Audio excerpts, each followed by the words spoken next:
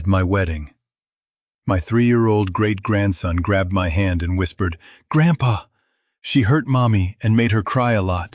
I looked at my future wife, smiling in front of everyone, and something inside me went cold. I didn't say a word. I quietly opened the notebook my great-grandson handed me, the one his mother had hidden for months. What I read on the first page was not about tears. It was about a man who had died long before I ever met her. I appreciate you settling in for this one.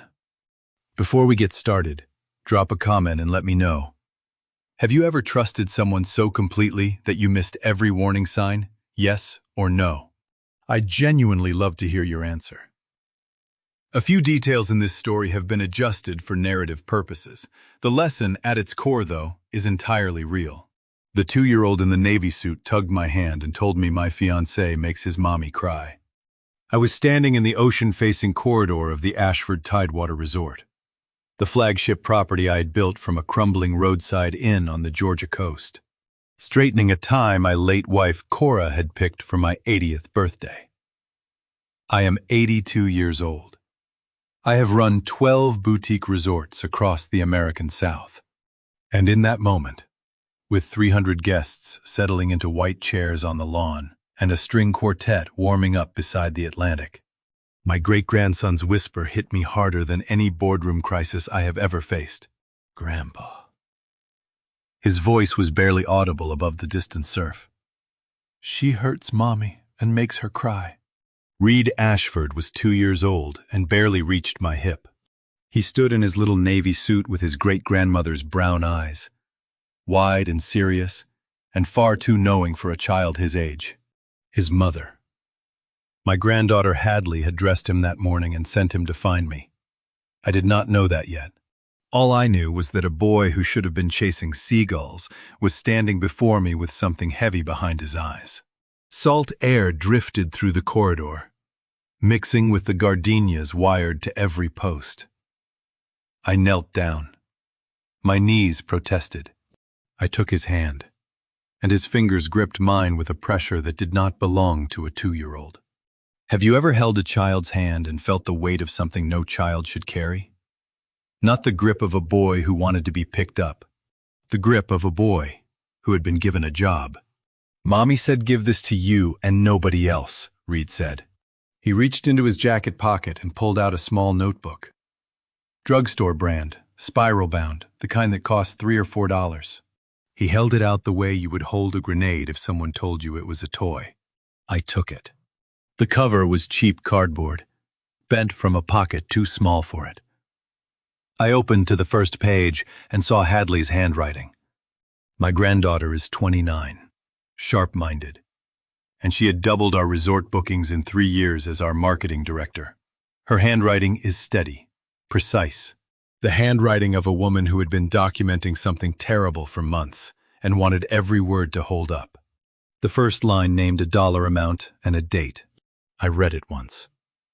The coffee I had drunk 20 minutes ago turned to acid on my tongue. I read it again. One line. One line in a drugstore notebook. And 55 years of building an empire meant nothing. One line. And the woman waiting at the end of that aisle became someone I did not recognize. I closed the notebook. My hands did not shake. I want you to understand that. They did not shake because I had spent 7 weeks preparing for this morning. I did not know it would come through Reed. I did not know Hadley would route the evidence through her 2-year-old son. But I knew something was coming, and I had built a plan around every version of it.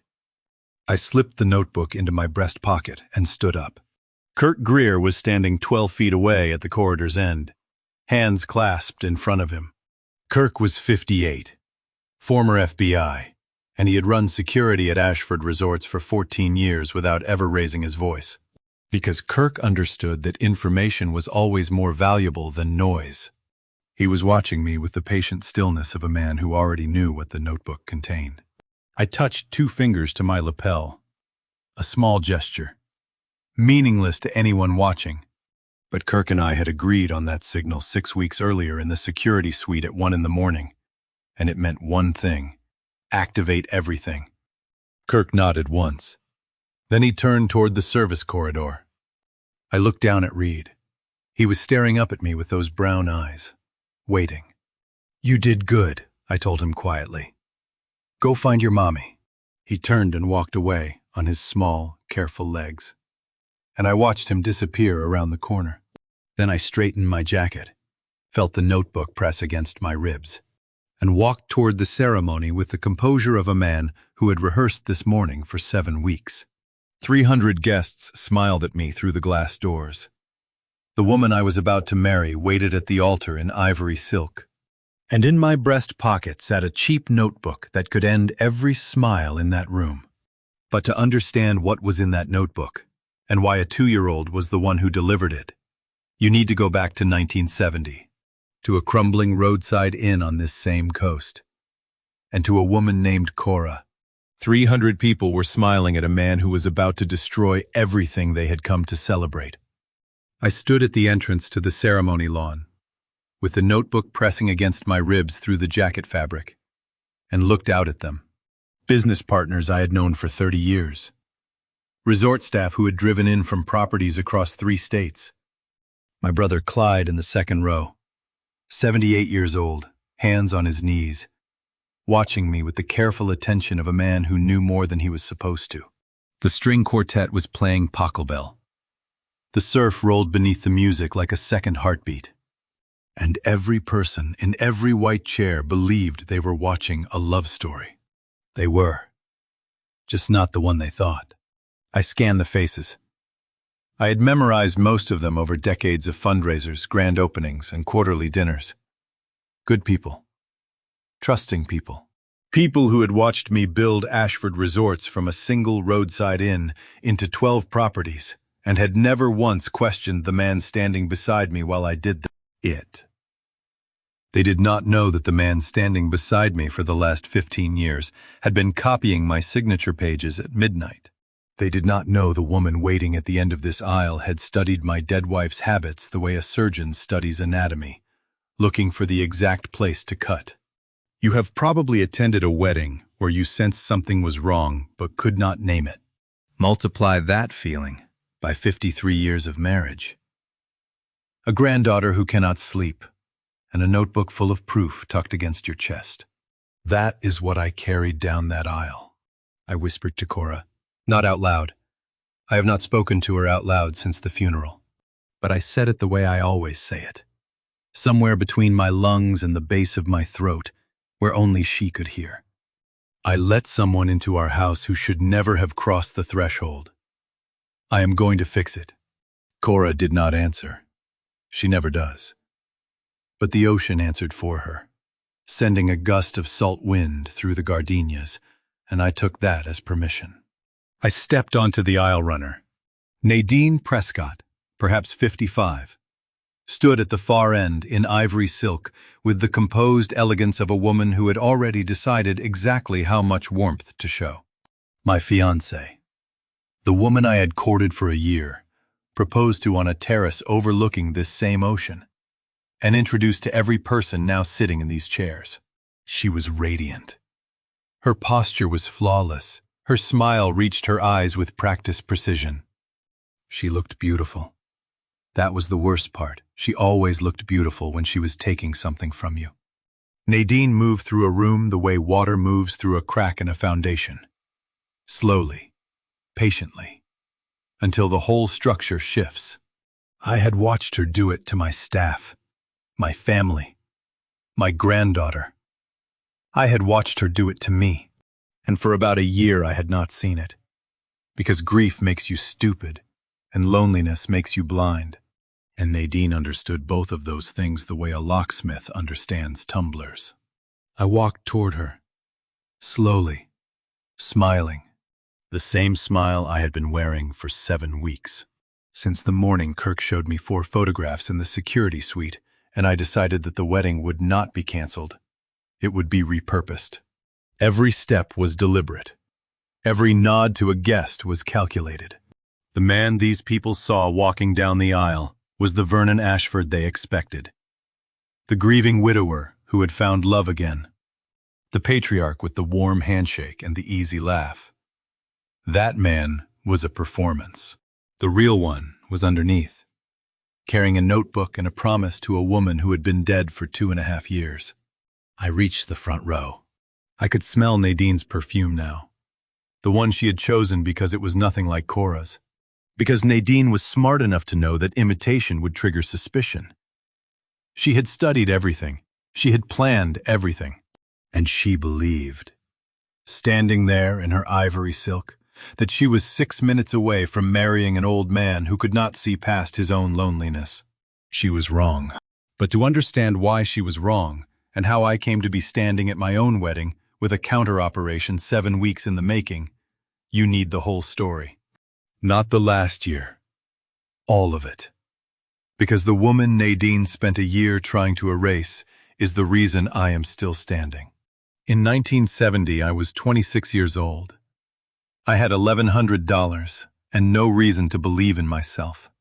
I was standing in front of a roadside inn with a collapsed porch and a for sale sign so old the paint had blistered off. The woman who would change everything was already inside. She just did not know it yet. The bank officer laughed when I told him the amount. $1,100 for a building that was halfway to being reclaimed by the marsh.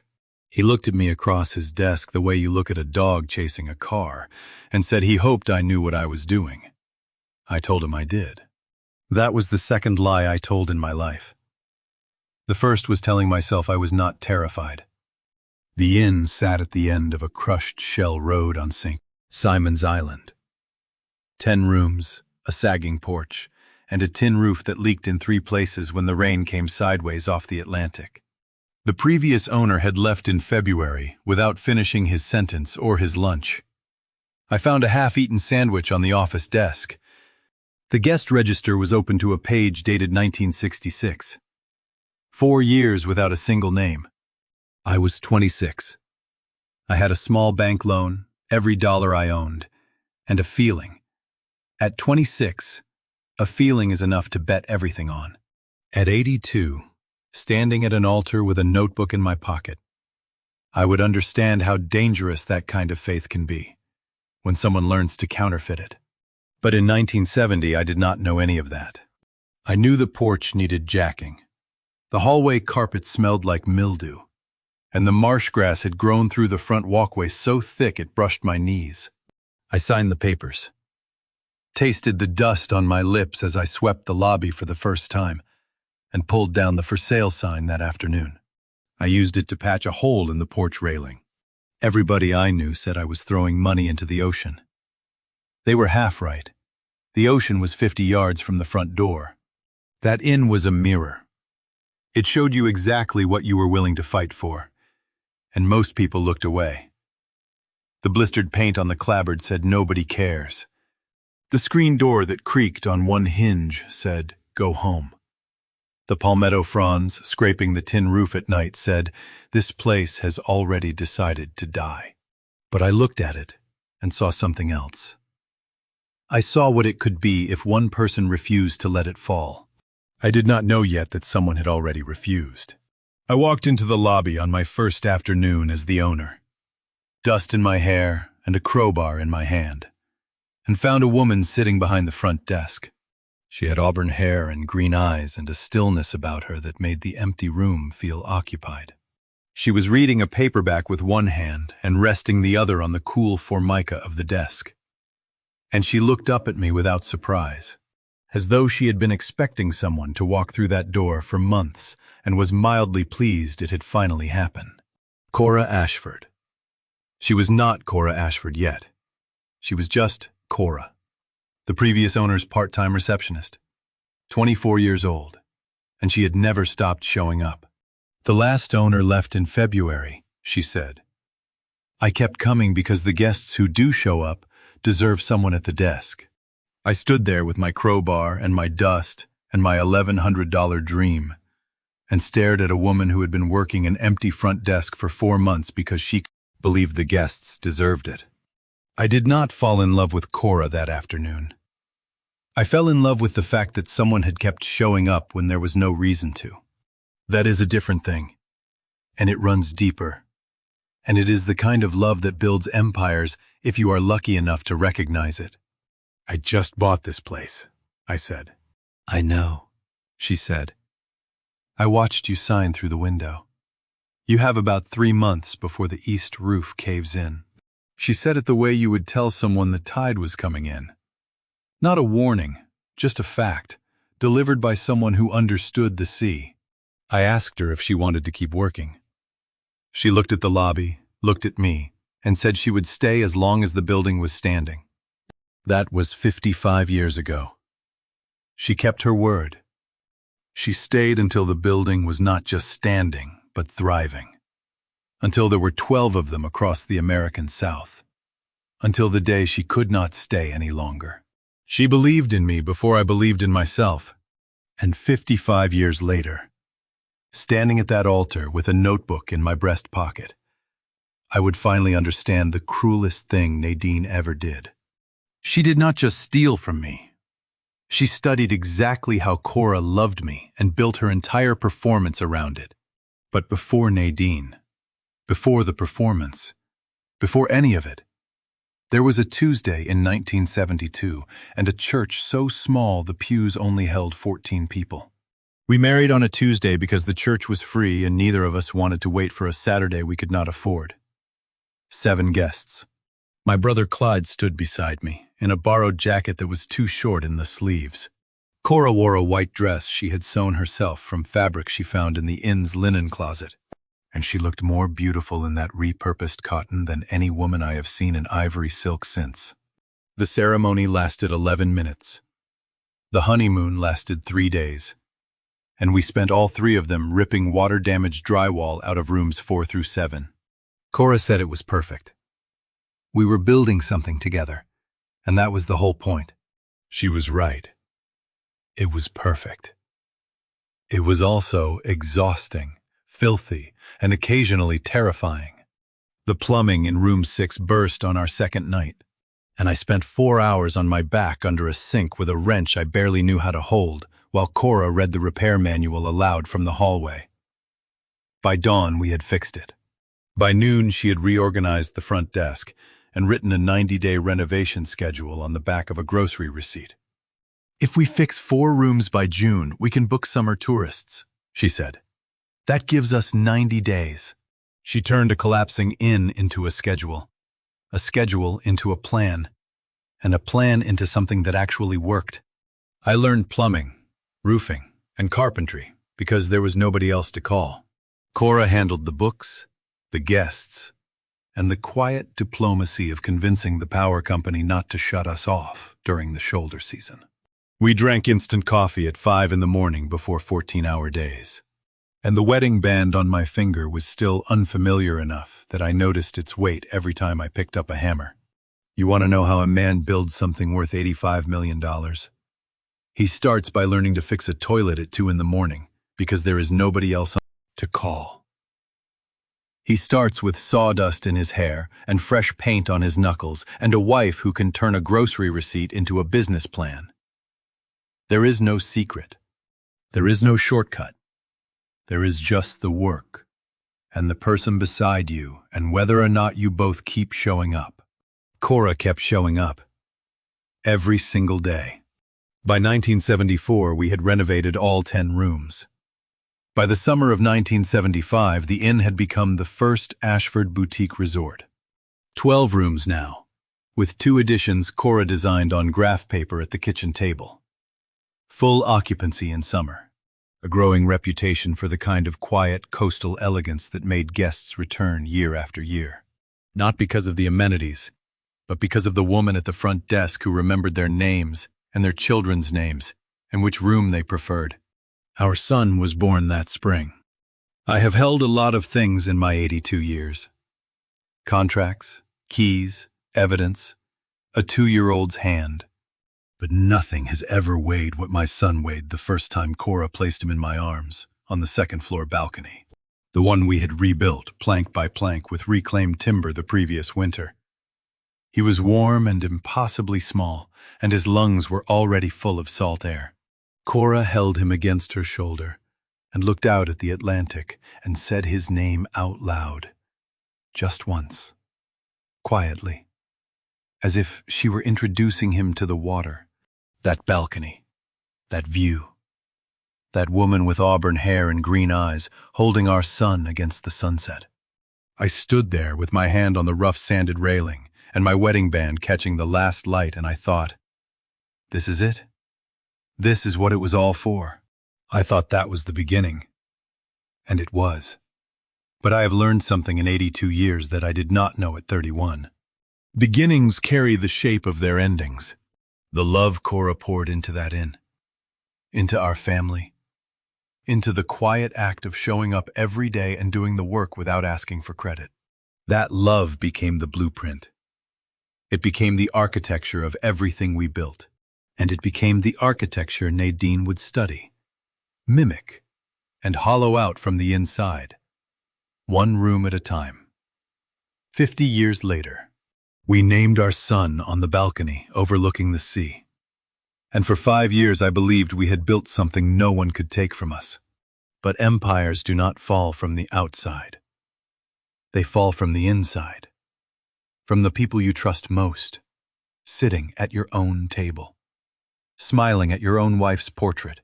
40 years fit inside a single paragraph if you let them. 3 resorts became 5. 5 became 8. 8 became 12.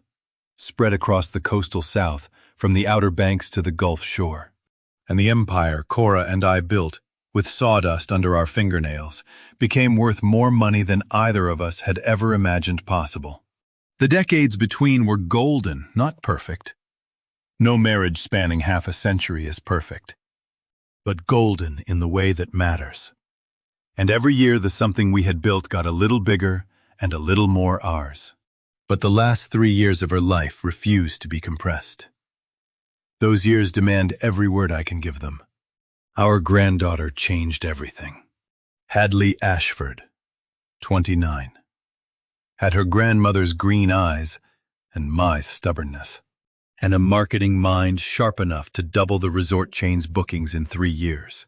She grew up running barefoot through lobbies, folding napkins at banquet tables before she could see over them. And by the time she finished her degree, she understood the hospitality business better than executives twice her age. I made her marketing director and watched her prove me right inside a single fiscal quarter. Cora said Hadley was the best of both of us. She was right. Hadley was the future we had been building toward without knowing it. 12 resorts, 400 employees, $85 million in valuation, and none of it mattered. The morning the doctor said the word terminal, it was a Tuesday. I remember because Cora had a board presentation scheduled for that afternoon, and she asked me to cancel it on the drive home. She never asked me to cancel anything. In 50 years of marriage, she had worked through pneumonia, a broken wrist, and a hurricane that knocked the power out for 6 days. She did not stop. But that Tuesday she looked at me from the passenger seat and said, "Cancel it." And anew. The diagnosis was pancreatic. Stage 4. The oncologist gave us 12 to 18 months, and Cora nodded as if he were reading her a weather forecast. She asked 2 questions. Could she stay at the resort, and could she keep the window open? He said yes to both. She fought for 3 years. 3 years of treatments that left her thin and pale and furious and beautiful. 3 years of mornings when I brought her coffee she could no longer taste, and evenings when we sat on the balcony and watched the Atlantic turn colors neither of us had names for. Hadley drove down from the corporate office every Friday with gardenias, Cora's favorite, and the smell of them eventually replaced the antiseptic in the hospice room. We built on the 2nd floor because she refused to leave the resort. Have you ever watched someone you love hold a child they know they will never see grow up? Reed was born in the spring of 2023. Hadley's son, my great-grandson, 3 months old when Hadley placed him on Cora's chest in the hospice room. With the ocean wind coming through the window, she insisted stay open. Cora held him the way she had held the ocean the first morning I met her, studying it, memorizing it, as if she were packing it into a suitcase for wherever she was going next. She traced his nose with one finger. She counted his toes. She looked at me over his sleeping head, and her green eyes were full of something I still cannot name. "Don't you dare let loneliness make you stupid," she said. I laughed because she was still Cora, still practical, still thinking 3 moves ahead even on a morphine drip. I promised her I would not. She died on an October morning, with salt air in the room and my hand around hers. I felt the exact moment her grip loosened. Not all at once, gradually, the way a tide goes out. So slowly you do not notice until the water is gone and the sand is dry, and you are standing alone on a beach you used to share. I sat in the kitchen that night at the table where she had drawn resort blueprints on graph paper for 5 decades. Her chair was empty. Her coffee mug was still in the dish rack. The resort was full 63 guests. A wedding party on the south lawn, but the house had never been so completely silent. Not empty. Silent. There is a difference, and only grief teaches you what it is. For 5 months I lived inside that silence. And then my brother Clyde drove me to a charity gala at the cloister that I did not want to attend. And into the silence walked a woman who knew exactly what a grieving man needed to hear. He introduced her. Her name was Nadine Prescott. Do you know what a con artist studies before she walks into a room? The guest list, the seating chart, and which man at which table has recently buried his wife. I did not know that in March of 2024. I did not know much of anything except that my brother had shown up at the resort in a pressed shirt and a borrowed blazer and told me I was leaving the house tonight, whether I wanted to or not. Clyde Ashford, 78, had retired from running a charter marina on the Georgia coast. But he still had the weathered hands of a man who had worked every day of his life, and the stubbornness that ran through every Ashford like rebar through concrete. He stood in my kitchen, adjusting my lapel like I was 12 years old again and could not dress myself. "You have eaten alone for 5 months," he said. Cora would slap us both if she knew. He was right. She would have. And that was the only argument that could have worked. Because every other reason to leave the house had stopped mattering the morning she stopped breathing. But Cora's disapproval, even theoretical, even from beyond the grave, still carried more weight than my grief. I put on a tie I had not touched since the funeral, and drove to Sea Island with my brother, telling myself I would leave after 1 hour. The cloister was lit up like a cathedral. A hospitality industry charity dinner. 200 donors in a ballroom with chandeliers that cost more than my first inn had. String music drifted from the terrace. The crowd smelled like white wine and catered shrimp, and the particular cologne of men who write large checks to feel generous. I shook hands I did not want to shake. I smiled a social smile that tasted metallic in my mouth. I had not done this in 5 months, and the muscles in my face ached from pretending. If you are listening to this and you have lost someone, the loneliest moment is not the funeral. The funeral is crowded and structured, and people bring casseroles and say the right things. The loneliest moment is the first time someone new says their name at the person you lost, and you realize how badly you needed to hear it spoken out loud by someone else who was not afraid of it. Clyde brought her over during the dessert course. She was standing by the terrace railing in a slate blue dress, holding a glass of wine she had barely touched. And she was watching the ocean the way people do when they are deciding whether or not to approach someone. "Vernon, this is Nadine Prescott," Clyde said. "She runs a hospitality consulting firm out of Savannah. Nadine, my brother." She shook my hand. She held it 1 second longer than necessary, not flirtatious, not aggressive, just long enough that I noticed the warmth of her palm and the steadiness of her grip. She was 55, poised, with dark hair swept back and a smile that reached her eyes in a way that suggested she had practiced making it look effortless. "Clyde told me about Cora," she said. Her voice was pitched low enough that I had to lean in. And something in my chest shifted at the sound of my wife's name in a stranger's mouth. "I lost my husband 4 years ago. You do not need advice. You just need someone who does not flinch when you mention her name. Nadine did not enter my life like a storm. She entered like the tide, so gradual that by the time I noticed, the ground I was standing on had already shifted. She did not push. She did not linger. She asked one question about the resort chain, listened to my answer without interrupting, and then excused herself with a nod that said she understood I was not ready for more. Her perfume lingered after she walked away. Something unfamiliar and deliberate, nothing like the gardenias I was used to. She gave me her card. I put it in my jacket pocket and forgot about it for 3 days. Except I did not forget about it. I thought about it on the drive home. I thought about it the next morning over coffee I drank alone at the kitchen table. I thought about the way she had said Cora's name like it was still a living thing, not a wound to tiptoe around. Nobody had done that in months. Everyone else whispered it, or avoided it, or changed the subject. As if grief were contagious and my wife's name were the vector. On the 3rd day, I picked up my phone. It was Lumen 1 in my hand. I dialed the number on the card and told myself I was just being polite. That was the first lie I told myself. Over the next 8 months, there would be dozens more. Each one a little easier, each one a little more expensive. And while I was busy lying to myself, Nadine was busy learning the exact architecture of everything Cora and I had built. Nadine arrived for her 3rd Sunday dinner carrying a bottle of the exact wine Cora used to bring. Same vineyard, same vintage year. She set it on the counter the way someone does when they have done it 100 times. Casual and unhurried. And I stood in the kitchen doorway watching her uncork it. And I felt something in my chest that I had not felt in 7 months. Gratitude. She had done her homework, and I was too grateful to wonder why. She learned us quickly.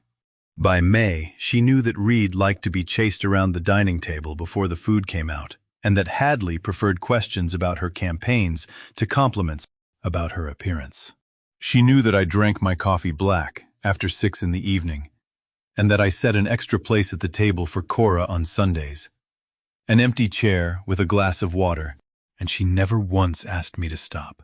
She treated that empty chair like something sacred, walking around it carefully, glancing at it as if she understood that grief is not a thing you finish. It is a thing you furnish a room around. She never tried to replace Cora. She stood beside the space Cora left and honored it.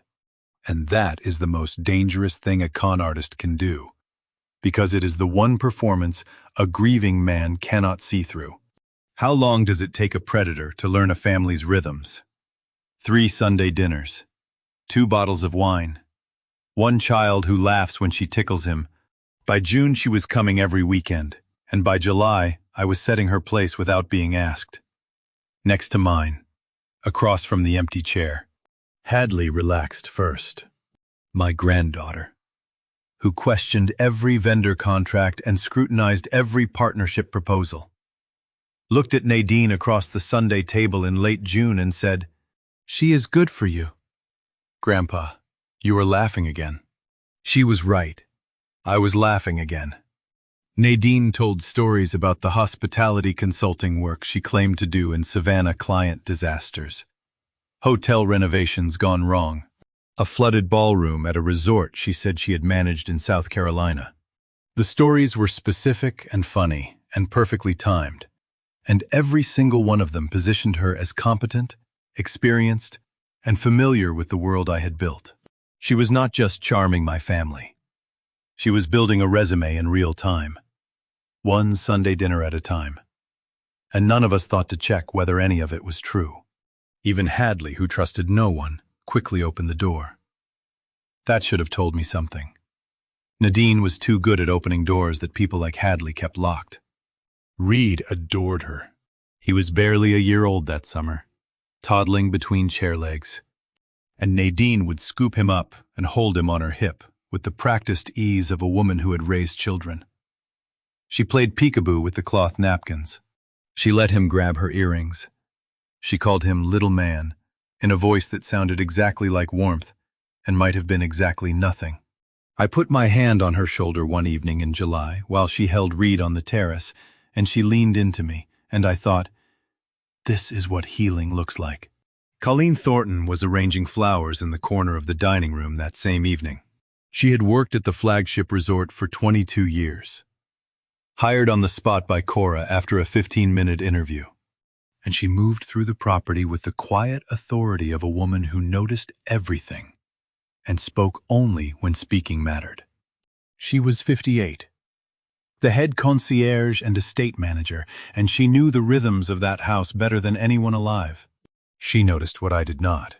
My phone rang during dessert. A contractor calling about the Hilton Head renovation. I stepped onto the terrace to take it, my back to the dining room for perhaps 30 seconds. When I returned, Nadine was smiling at Hadley, laughing at something Reed had done with a spoon, warm and present and perfect. But Colleen had been watching during those 30 seconds. She told me later, months later, what she saw. The moment I turned away, Nadine's expression did not fade. It switched off. Not gradually, not the way a genuine smile settles. It vanished, like someone flipping a breaker, and her eyes moved across the room with the flat, measuring focus of a woman cataloging inventory. Then I turned back, and the warmth returned instantly, seamlessly, as if it had never left. Colleen stood in the corner, with her hands still on the flower stems. The room was full of laughter and Sunday roast and the smell of cut gardenias. Everyone was smiling. Only the concierge did not smile back. She had spent 22 years learning to see what people hid behind hospitality, and she understood something that evening that would take the rest of us another year to learn. August 14th. I know the exact date because Colleen wrote it down, and Colleen never got a date wrong in 22 years. She had been watching Nadine for weeks by then, quietly, from the edges of rooms. The way a woman who has spent 2 decades in hospitality learns to observe without being observed. What she saw that Saturday morning at brunch changed the shape of everything that followed. Nadine was sitting beside me on the terrace, laughing at a story I was telling about a plumbing disaster at the Hilton Head property. Her laugh was warm, timed perfectly, and her hand rested on my forearm the way Cora's used to when she wanted me to know she was listening. A guest arrived at the terrace entrance, a couple checking in early, and I stood to greet them because I have never been able to stop being a host, even at 82. I turned my back for perhaps 45 seconds. Colleen was refilling water glasses 3 feet from the table. The pitcher was cold in her hands, and she was close enough to see Nadine's face the instant I looked away. It did not fade. It switched off the same thing she had witnessed a month earlier, but closer now, and unmistakable. The warmth vanished. The smile disappeared. Nadine's eyes moved across the terrace with a flat, cataloging focus that had nothing to do with brunch and everything to do with inventory. Then Nadine turned to Hadley. Pay attention to the people who refill your water glass. They hear everything you say, and the good ones remember all of it. I was just curious, Nadine said. Her voice light, conversational, perfectly pitched between interest and indifference. With the wedding coming up, your grandfather mentioned updating some policies. Who are the current beneficiaries on the group coverage? Hadley answered without hesitation. She listed the trust structure, the named beneficiaries, the split percentages. She answered because the question sounded reasonable. Because Nadine had spent 3 months earning the right to ask it. And because my granddaughter, who questioned every vendor contract that crossed her desk, had no reason to suspect that the woman bouncing her son on her knee at the Sunday dinner was running an extraction operation over Saturday brunch. Colleen heard every word. She set the pitcher down carefully, the way you set down something fragile when your hands have started to shake. And she walked back to the kitchen without looking at anyone. She told me later, months later, when everything had already begun to collapse, that the question was surgical. A fiancé might ask about wedding planning. A concerned partner might ask about health insurance. But beneficiaries on group coverage policies, that was a question with a target behind it. That was a question someone had rehearsed. I did not know any of this in August. I was greeting guests on the terrace and feeling grateful that the woman I was falling in love with got along so well with my granddaughter. I was a fool. Not a stupid man. I built a chain of resorts from a collapsing inn with my bare hands, but a fool, which is different. Stupidity is not knowing better. Foolishness is knowing better and choosing not to look. Colleen looked. That evening, after the brunch plates were cleared and the terrace was empty and the resort had settled into its Saturday afternoon quiet, Colleen drove across the causeway to a drugstore on the mainland. She parked under the fluorescent lights of the parking lot. She went inside and bought a spiral notebook with a blue cardboard cover. $3.49. That is what justice cost at the drugstore on the causeway. She sat in her car with the windows cracked and the salt air coming through, and she opened the notebook to the first ruled page. She did not call me. She did not tell Hadley. She did not go to the police or a lawyer or anyone else, because she understood something I did not. A man in love does not want to hear what the help saw at brunch. He will dismiss it. He will explain it away. He will choose the lie over the evidence because the lie feels like healing, and the evidence feels like losing his wife all over again. So Colleen did not speak. She wrote. Date, time, location. What she saw, what she heard. No opinion, no emotion, no adjectives. Just facts. Pressed into the cheap paper hard enough to indent the page beneath. She did not know it yet, but she would fill 63 pages before she was done. 63 pages of dates and times and overheard conversations. And one entry. Just one that would make a room full of 300 people go completely silent. While Colleen was filling her notebook, one entry at a time, Nadine was filling in a different kind of document.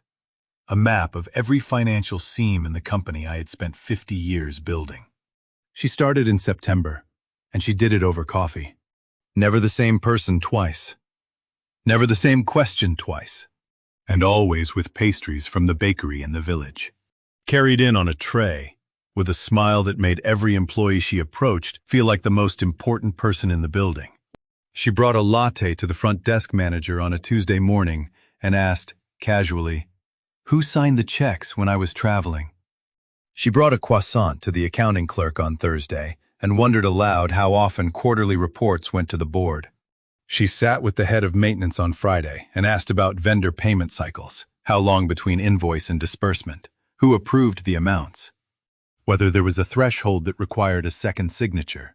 Each conversation lasted 15 minutes. Each one extracted a single piece of the architecture, and each one ended with Nadine thanking them warmly, asking about their children by name, and walking away with information that no fiancé had any business collecting. A con artist does not break into a building. She asks everyone inside to draw her a floor plan one hallway at a time and thanks them with a smile.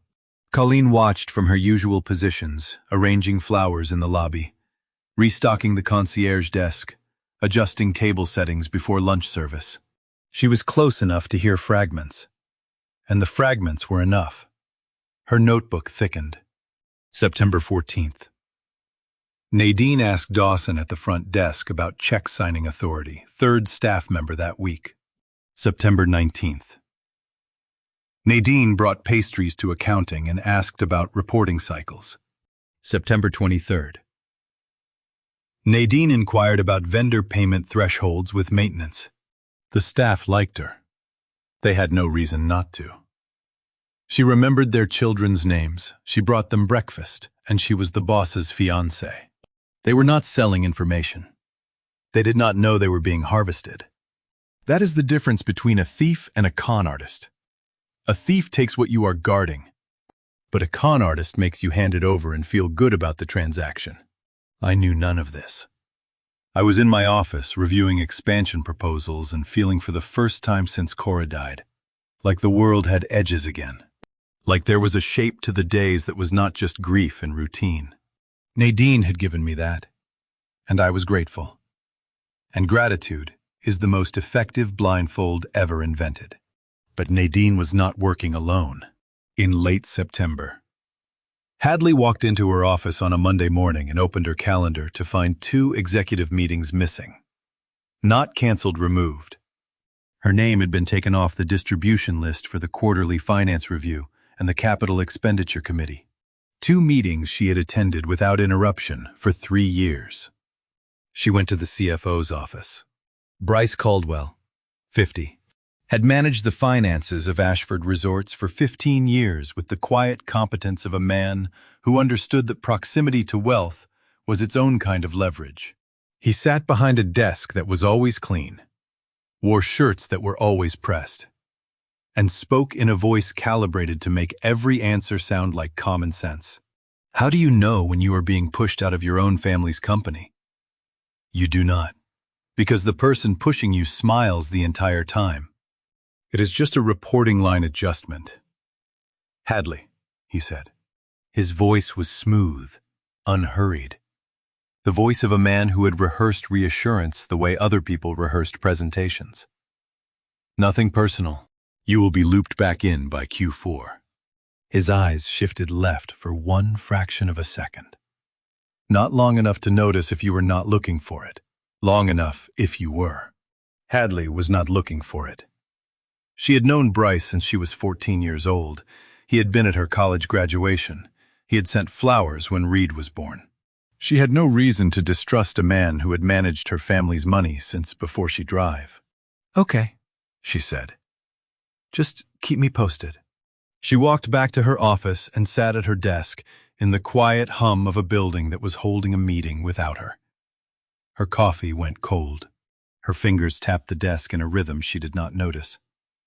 She felt smaller than she had felt since childhood, and she could not name why. She told herself she was being too sensitive. She was wrong. She was being surgically removed from the only position that would have let her see what was coming. And in October, the person doing the cutting would sit down with Nadine in a cafe outside the resort and agree to finish the job. How much does it cost to buy a man who has been loyal for 15 years? Less than you think. If you know exactly which pressure point to press. Nadine knew. She had spent 5 months learning every pressure point in the building. And in October, she drove to a cafe in Brunswick off the main road. No resort branding. No cameras. And pressed the one that mattered most. Bryce was already sitting at the table when she arrived. I learned this later from details Colleen pieced together and from what Bryce himself admitted when there was nothing left to protect. He had chosen a seat in the back corner, facing the door, the way a man sits when he does not want to be recognized. His coffee was untouched. The espresso had gone bitter at the bottom of the cup before Nadine even sat down. She did not waste time. She folded her hands on the table, calm, symmetrical. The posture of someone who had done this before. And she framed the entire conspiracy in language so clean it could have passed a compliance review. Vernon is 82, she said. The chain needs someone managing the transition who understands the numbers, not a 29-year-old in marketing. She never said the word steal. Not once. She said protect. She said simplify. She said transition. She talked about consolidating accounts, streamlining signatory authority, reducing operational overlap. She made it sound like responsible management. She made it sound like the kind of restructuring a competent CFO would recommend on his own. Listen carefully to how someone frames a betrayal. If they never use the ugly word, they have rehearsed this conversation before. They have sat in front of a mirror or a steering wheel and practiced stripping every verb of its real meaning until steal becomes reallocate and betray becomes transition. And a 15-year career becomes a tool in someone else's hand. I am not asking you to do anything wrong, Bryce, she said. I am asking you to do what you have always done, manage the money, just with a clearer mandate. She chose the word mandate, not permission. Not authority. A mandate sounds like it comes from above. It sounds inevitable. It sounds like the kind of thing a man can agree to without feeling like he has crossed a line. Because the line was moved for him before he arrived. Bryce did not say yes at the table. He said he needed to think about it. He pushed his cold coffee to the side and looked at the wall behind Nadine's head and said, "Give me a few days." But he did not say no. And Nadine read the silence the way a card player reads a tell, not what was said, but what was not. She nodded. She stood. She left the cafe without looking back. Because a woman who looks back is a woman who is uncertain. And Nadine Prescott had never been uncertain about a mark in her life. I gave that man 15 years of trust. A corner office with a view of the marsh, a salary that let him buy a house 3 miles from the resort. I invited him to Thanksgiving dinners and holiday parties, and my wife's funeral. I trusted him with the numbers because Cora had trusted him with the numbers. And Cora's judgment had never been wrong about anything except, perhaps, the assumption that the people who loved us would keep loving us after she was gone. Bryce admitted to me. Months later, what that night looked like. He drove home and sat alone in his home office. Door closed, lights off except for the glow of his laptop screen, and opened the Ashford Resort's master spreadsheet, the one he had maintained honestly for a decade and a half. His fingers hovered over the keyboard, close enough that the heat from the keys warmed his fingertips, and he did not press a single one. He told himself he was still deciding. But a man who is still deciding closes the laptop and goes to bed. He did neither. By November, he was typing plenty, opening an account that would bleed my company one quiet withdrawal at a time. Each one small enough to hide. Each one a little easier than the last. Page 3 of the joint account agreement contained a clause that would have made me pause if I had read page 3. I did not. And that single act of trust, that one unread page, is the hinge on which everything that followed swung open. Nadine brought it up after dinner on a Tuesday in early November. The kitchen table still had our coffee cups on it, and the taste of wine was still on my tongue. And she set the document down between the cups the way someone sets down a grocery list, casual, practical. Nothing worth worrying about. "It is just for the wedding expenses," she said. "Flowers, catering, venue upgrades." Bryce said it would simplify things, one account, one purpose, and we close it after the ceremony. 4 pages. Bryce had prepared them with the quiet professionalism I had trusted for a decade and a half. The first 2 pages were exactly what Nadine described a joint investment account. Limited scope, wedding-related disbursements, standard language, clean formatting. The kind of document a competent CFO produces without breaking a sweat. Page 3 was different. Buried in a paragraph of boilerplate about signatory authority was a clause granting Nadine co-signatory access to the company's operating funds. Not just the wedding account. The operating funds the accounts that kept 12 resorts running, that paid 400 employees, that held the liquid assets of a chain worth tens of millions of dollars.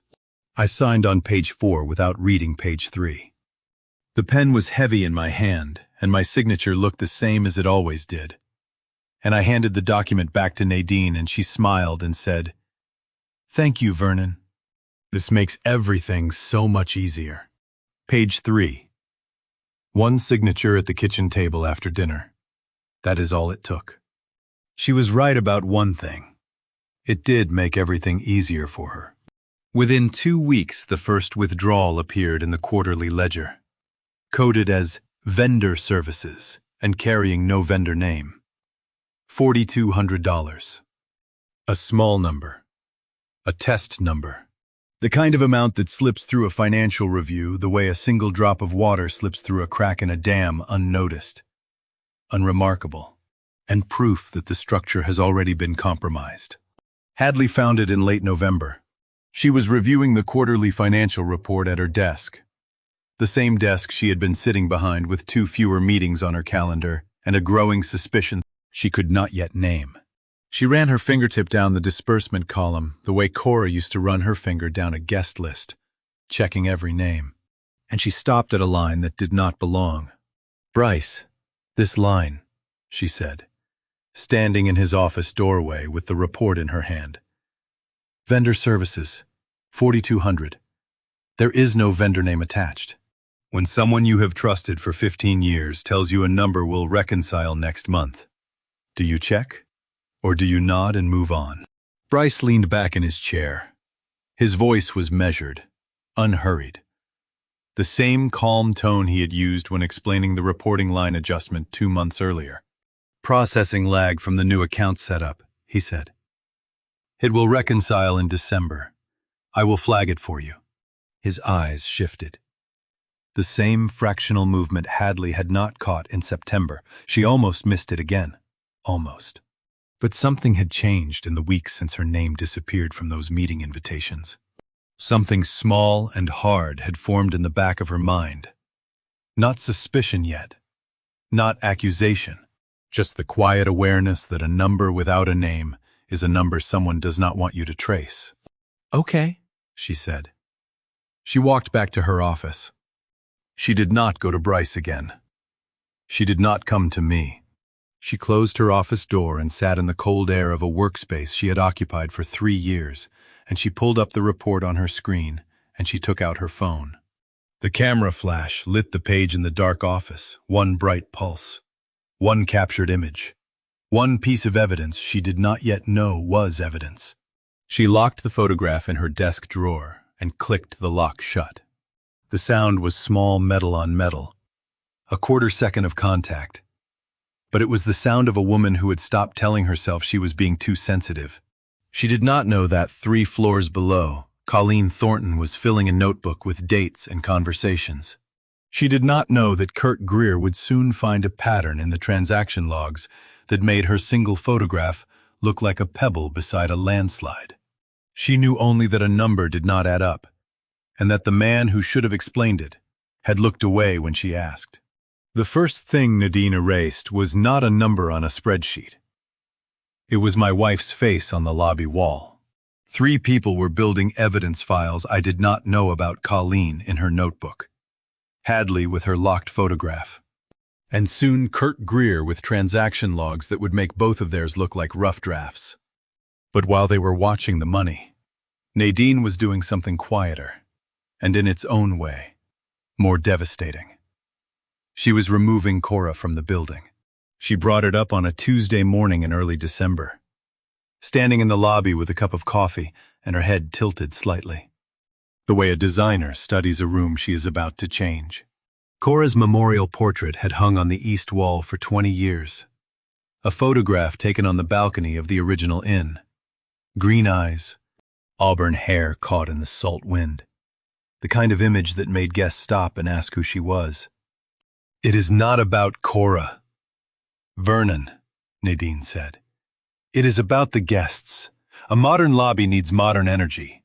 You can put the portrait in the study where it is just for you. She had already sourced the replacement, a piece of abstract coastal art. Blues and grays, expensive and meaningless. She made the removal sound like a gift. She made it sound like she was giving me something more intimate, more personal. A private space for my grief instead of a public one. I agreed. I helped carry the frame to storage myself, my hands on the edges of the wood. Cora's eyes looking up at me as I tilted the portrait sideways to fit through the service corridor. I told myself the study was better, more private, more respectful. A predator does not destroy the things you love all at once. She removes them one by one. Always with a reasonable explanation, until you are standing in a room you built and cannot recognize it. I did not put the portrait in the study. I put it in storage. And that is the difference between what Nadine said and what actually happened. She said the study and I heard the study, and the portrait ended up in a climate-controlled closet behind the laundry room. Leaning against a stack of old banquet chairs, Nadine knew it would. She understood that a man who agrees to move something personal will keep moving it until it disappears. Because every time he sees it, he feels the guilt of having moved it at all. The wall was bare by noon. Fresh paint covered the hook mark by 2. Reed wandered through the lobby that afternoon and stopped where the portrait used to be and looked up at the blank space and said, knelt beside him and said something gentle that I could not hear from across the room. Reed nodded and walked away. And the lobby of the resort my wife had built from a single crumbling inn became a room where her face no longer existed. Colleen wrote the date in her notebook. She did not write an opinion. She wrote December 3, portrait removed from lobby. NP present, Mr. A carried frame to storage personally. That weekend, Hadley came to dinner. She arrived at 7, later than usual, with Reed on her hip and her coat still on, as if she had not decided whether she was staying. She sat at the table and ate without tasting the food, and watched Nadine with an expression I could not read, not hostile, not warm. Something between a question and a conclusion she was not ready to reach. She left at 8:30. Reed's bedtime, she said. She used to stay until he fell asleep on the couch, his head on my knee, his small hand wrapped around my index finger. That December, she was out the door before the dessert plates were cleared. 1 second. That is all it was. At the front door. With Reed already buckled into his car seat, and the December air coming through the doorway sharp and salt-edged, Hadley hugged me goodbye. Her arms pressed 1 second harder than normal. 1 second longer. Not dramatic, not tearful. Just one additional heartbeat of pressure that said everything she could not say out loud, that something was wrong. That she was watching. That she was afraid of what she was seeing. And more afraid of what would happen if she said it. I felt it. I did not understand it. I stood in the doorway and watched her taillights disappear down the live oak corridor. And I ate dessert without tasting it. And I told myself, everyone is busy in December. She held on 1 second longer than normal. I would not understand what that second meant until January, when Kirk Greer sat me down in the security suite and showed me a pattern of withdrawals that turned my blood cold. Kirk Greer found the first withdrawal at 2 in the morning on a Tuesday in January, $3,800, pulled from a branch in Savannah that no Ashford employee had visited in 6 months. He was sitting alone in the corporate security suite on the 3rd floor of the flagship resort. A windowless room, with 3 monitors and a server rack that hummed like something alive. Kirk was 58, a former FBI field agent who had spent 20 years tracking financial crimes before I hired him as director of corporate security. He had the patient, methodical mind of a man who understood that the most dangerous crimes are designed to leave no evidence at all. He had pulled the transaction logs on a routine quarterly audit. Nothing flagged at first. The numbers looked clean. The joint account showed activity consistent with wedding planning vendor payments, catering deposits, venue holds. Nothing unusual. Until he sorted by withdrawal amount. 9,800. 9,600. 9,900, 9,200, 9,750. The numbers scrolled down his screen like a pulse, rhythmic, deliberate, and never once crossing $10,000. Kirk leaned forward and his stale coffee went forgotten. He knew that number. Every financial crimes agent knows it. Banks flag transactions at certain thresholds for automatic review. Stay below the line, and the system treats you like background noise. 9,800. 9,600. 9,900, never 10, never round. Always just below the line where the bank starts asking questions. He pulled the branch data. 9 branches across 3 states, Georgia, South Carolina, North Carolina. Never the same branch twice in a row. The withdrawals were spaced irregularly. Sometimes 3 days apart, sometimes 12. Just random enough to avoid the pattern detection algorithms banks use to catch structuring. Someone had studied those algorithms. Someone had done this before. Kirk circled branch names on a printed map of the Southeast, connecting the dots like a man charting a disease spreading across a region. Savannah, Charleston, Beaufort, Wilmington, Brunswick. Brunswick was a withdrawal. Each withdrawal was a hole in the hull of a ship no one on deck could feel sinking. If you have ever wondered how someone steals $500,000 without anyone noticing, the answer is patience and a calculator and the knowledge that banks only count what they are programmed to count. Stay below the threshold. Vary the timing. Rotate the branches. And make sure the man whose money you are taking is too in love to read his own statements. Kirk was not in love. He was sitting in a dark room at 3 a.m. watching the total climb on his spreadsheet. And the number that emerged made him set his pen down and push back from the desk and stare at the wall for a full minute. $487,000.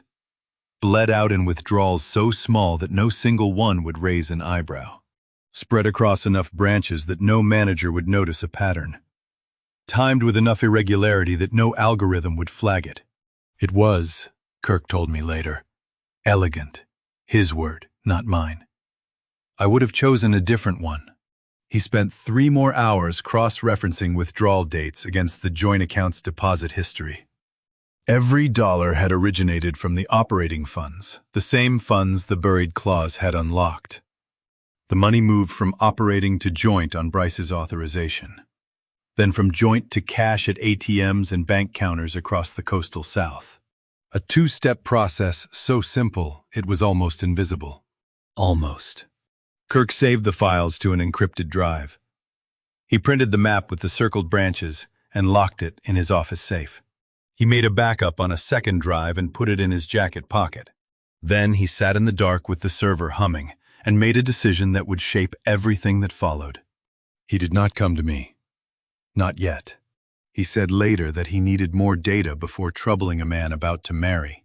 What he meant, what I understood only after the wedding that was not a wedding, was that a former FBI agent does not bring a case until it can survive a courtroom. He needed the withdrawal pattern tied to a name. He needed authorization records. He needed proof that would hold under cross-examination from someone who had clearly covered tracks before. But the data was about to come to me on its own. Not through Kirk's encrypted files, but through my telephone. In the voice of a man I had trusted for 20 years. Asking about a loan I had never authorized. The phone rang at 4 p.m, and the voice on the other end started whirring. I feel strange asking this, which is how you know the question is going to change your life. Ed Whitmore had co-invested with me on 3 resort acquisitions over 15 years and was not the kind of man to call with a question unless the question kept him up at night. His voice was careful, the way a man sounds when he is trying not to accuse a friend of something he cannot yet name. Bryce called me last month, Ed said. He described a confidential expansion project, Carolina Corridor, preliminary phase. Asked if I could extend a short-term loan, $60,000. He said you had authorized it but wanted to keep it off the books until the feasibility study was done. I held the phone against my ear and looked at the afternoon light falling across my study. The leather chair, the old wood desk, the window overlooking the marsh. And I said nothing for 5 seconds because my throat had closed, and the bile rising in it needed to be swallowed before I could trust my voice. I appreciate you calling. Ed, I said. Steady, calm. The voice of a man who is not falling apart. Let me look into it and get back to you. I hung up and sat in my study for 11 minutes. I counted them. The clock on the wall marked each one. And I gripped the armrest of my chair and stared at the phone and decided what kind of man I was going to be. $60,000. Borrowed in my name. For a project that did not exist. By a man who had managed my finances for 15 years and sat at my Thanksgiving table and sent flowers when my wife died. The number was not the worst part. The worst part was the phrase, "He said you had authorized it." Bryce had not just stolen from me. He had worn my name like a mask and used my reputation to borrow from a man who trusted us both. 11 minutes. I sat there for 11 minutes deciding what kind of man I was going to be, the kind who rages or the kind who plans. Rage would have been easier. Rage would have sent me down the hall to Bryce's office with my fists and my fury and 50 years of earned authority. Rage would have felt righteous and satisfying and would have accomplished exactly nothing. Because a man who confronts a thief without evidence gives the thief time to run. I chose the plan. I stood up. I straightened my collar. I swallowed the taste of metal in my mouth and walked down the corridor to the CFO's office with a smile on my face that cost me more effort than anything I have done in 82 years. "Bryce," I said, leaning against his door frame the way I had done 1,000 times before, casual, unhurried, the voice of a man who suspects nothing. "Ed Whitmore called. Mentioned something about an expansion study you discussed with him. I just wanted to make sure we are on the same page." There is a moment in every betrayal when the victim stops being the victim and starts being the trap. The person who betrayed him does not feel the ground shift. He does not hear the click. He just keeps talking. Bryce kept talking. "Oh, that was preliminary," he said. His voice was smooth, immediate, delivered without a pause, the answer of a man who had already rehearsed it. "Market research for the Carolina corridor. I should have briefed you first. My mistake." His eyes shifted left for one fraction of a second. In 15 years of sitting across boardroom tables from this man, watching him present quarterly numbers and defend budget projections and negotiate vendor contracts, I had never seen his eyes do that. Not once. And I understood in that fraction of a second what Colleen had understood months ago at the brunch table, what Hadley had felt in her gut when her meetings disappeared. That the people I trusted were not the people I thought they were, and that the man sitting behind that clean desk had chosen Nadine over everything I had given him. I smiled. I thanked him. I turned the doorknob and walked out of his office and down the hall with the taste of bile swallowed, and the smile still holding, and the decision fully formed. I would not confront. I would collect. I would play the oblivious groom for as long as it took. And while Bryce and Nadine believed they were stealing from a blind old man, I would build the kind of case that does not just catch a thief, it buries one. And while I was deciding to become the trap, Colleen Thornton was about to find something in the archive room that would turn a financial crime into something far darker. Colleen went to the archive room looking for a plumbing schematic from 1988. She came out holding a folded newspaper that had been waiting 13 years to be found. And what was printed on its front page turned a financial crime into something I still have trouble saying out loud. The archive room sits in the back of the original Ashford Inn, the building Cora and I bought in 1970, now used for storage and overflow records. It is a narrow space with metal filing cabinets lining both walls and a single overhead bulb that throws more shadow than light. The air smells like old paper and mildew and the dust of decades no one has disturbed. Colleen was looking for maintenance records from the late 80s, a plumbing schematic she needed for a renovation estimate on the guest bathrooms. She pulled open a drawer labeled Maintenance 1985-1990 and reached behind the hanging folders for a file that had slipped to the back of the cabinet. Her fingers found paper, but not the paper she expected, folded twice. Wedged behind the folders as if someone had tucked it there years ago and forgotten was a copy of the Atlanta Journal-Constitution, dated June 14, 2012. She told me later that she almost put it back. A 13-year-old newspaper in a maintenance drawer, someone's lunch reading probably, shoved in and abandoned. But Colleen was the kind of woman who finished what she started. And something about the fold, deliberate, careful, not crumpled, made her open it. The headline named a prominent property developer in Atlanta. He had died suddenly, 16 months into his marriage. His wife, his second wife, married late in life after a period of widowhood, had been questioned during a brief inquiry. The inquiry was opened. It was closed without charges. The widow relocated out of state. 16 months. His marriage lasted 16 months. I had been with Nadine for 10 and counting. Colleen did that math standing in the archive room with dust on her lips and the brittle newspaper trembling in her hands. She did not need to read the article twice. She had spent months watching a woman's face switch on and off like a circuit breaker. She had filled a notebook with dates and overheard conversations and the quiet pattern of a predator mapping a family's finances. And now she was holding a newspaper that said the predator might have done something far worse than steal. The article was short 8 paragraphs, buried below the fold.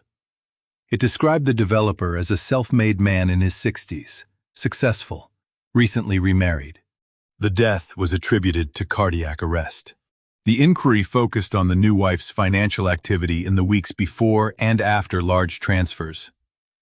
Account consolidations, a pattern that investigators noted but could not prove was connected to the death. No charges were filed. The widow's name was withheld in the article. But the details were specific enough that Colleen did not need a name. She already knew. What do you do when you find out the woman your employer is about to marry may have killed her last husband? If you are Colleen Thornton, you do what you have done since August. You document. She set the newspaper on top of the filing cabinet under the single bulb. The paper was yellowed at the edges, and the ink had faded to a soft gray. But the headline was legible, and the article was complete. She took out her phone, and her hands were shaking. Not fear, not yet, but the particular tremor of a person holding something that is heavier than its weight. She photographed the headline. She photographed the article, paragraph by paragraph, steadying the phone against the cabinet to keep the images sharp. She photographed the inquiry summary and the small black and white photo of a man who looked nothing like me, but who had made the same mistake I was making, trusting a woman whose warmth vanished the moment you turned your back. The phone was slippery in her trembling hands. The archive room was silent except for her breathing, which had quickened in a way she could not control. She photographed every page, front and back. And then she folded the newspaper along its original creases and put it back exactly where she had found it, behind the hanging folders. Wedged into the dark. She did not take it. She left it in place because she had learned from 22 years of working in hospitality that you never move the evidence. You document it where it sits, and you let the person who hid it believe it is still hidden. Her hands were shaking as she locked the archive room door behind her. She had walked in looking for a plumbing schematic. She walked out carrying photographs that turned a notebook full of financial suspicions into a countdown and the clock. She now understood. Had been running since the day my brother introduced me to Nadine Prescott. Colleen drove to Brunswick on a Saturday morning without telling anyone at the resort where she was going. The photographs on her phone could not wait for a weekday. And the countdown she had calculated in the archive room was already 2 months shorter than she wanted it to be. Clyde's cottage sat a quarter-mile from the marina he had run for 30 years. A small clapboard house with screened doors that let in the salt air and a kitchen table scarred by decades of coffee cups and fishing knives. Colleen had never been inside it before.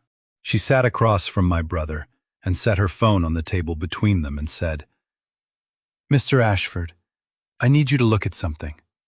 Clyde picked up the phone. His weathered hands were steady at first. He scrolled through the photographs. The headline, the article, the inquiry summary. The grainy black and white photo of a man who had made the same mistake his brother was making. His hands were not steady by the time he set the phone down. The kitchen clock ticked. Neither of them touched their coffee. 16 months, Clyde said. His voice was flat, the way a voice goes when the blood leaves a man's face. His first marriage lasted 16 months. Vernon has been with her for 14, Colleen said. Clyde's fist closed on the edge of the table. Not a slam, a slow compression. The kind of grip a man uses when he is holding himself in place, because the alternative is standing up and driving to the resort and doing something he cannot take back. I introduced her to him, he said. I brought her to that dinner. I put her in front of my brother 5 months after he buried his wife.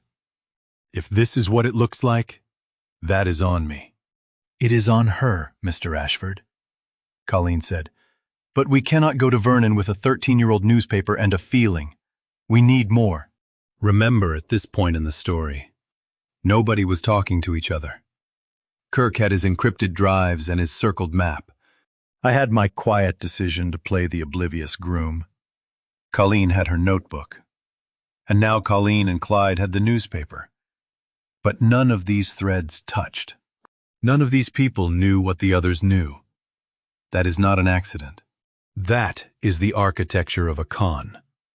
You do not just deceive the target, you isolate everyone around him until the people who love him cannot reach each other. Clyde stared at the phone on the table. The screen had gone dark. The coffee had gone cold. The salt air came through the screen door and carried the smell of marina rope and old wood. And my brother, 78 years old, retired. A man who had spent his whole life on the water and thought the hardest thing he would ever face was a hurricane, sat in his kitchen and made a decision. "Then we get more," he said. "But we do not wait until month 16. They agreed on a plan. Colleen would keep documenting. Clyde would reach out to contacts in Atlanta, old marina clients, hospitality people, anyone who might remember the developer's death or the woman who inherited his estate. They would build the case until it was heavy enough to carry to me without breaking apart. That same week, 3 floors above Colleen's concierge desk at the flagship resort, Hadley opened a notebook of her own. 2 notebooks, 2 women, 3 floors apart. Same building, neither one knew. Hadley's notebook was different from Colleen's. Colleen wrote facts, dates, times, overheard conversations, observed behavior. Hadley wrote questions. Questions she was afraid to ask out loud because the answers might destroy her grandfather. She wrote them in the margins of a lined notebook she kept in a locked desk drawer. Beside the birthday card Cora had written her the year before she died. Why was I removed from the finance meetings? Why did the vendor services transfer carry no name? Why does Bryce look away when I ask about the joint account? Why does Nadine know the insurance beneficiary structure better than I do? She wrote in her office late at night with the door closed and the gardenias on her desk filling the room with a scent that reminded her of the hospice room where her grandmother had insisted on keeping the window open. Her mouth was dry. The pen moved quickly. She did not write answers because she did not have any. She locked the drawer with a small key and put the key in her wallet and went home to read. Nadine had isolated every person who could see the truth until none of them could reach each other. But more was already on its way. In late January, at 11:47 p.m., a dark sedan would pull up to the resort service gate, and Kurt Greer's cameras would capture something that made the newspaper and the notebooks and the withdrawals look like a prologue. The motion sensor on camera 6 triggered at 11:47 p.m. A dark sedan idling at the service gate with its headlights off. The notebooks and the withdrawals and the newspaper had been building toward something. And that something arrived on a late January night in a car that did not want to be seen. Bryce was already waiting at the gate. He opened it manually, no electronic log, no security ping, and waved the sedan through to the staff parking area behind the laundry building. A man stepped out carrying a leather briefcase and a portable scanner the size of a hardcover book. He wore no visitor badge. He signed no guest register. He followed Bryce through the staff corridor, the one without windows, the one that runs behind the kitchen and connects to the administrative wing through a fire door that only executive keycards can open.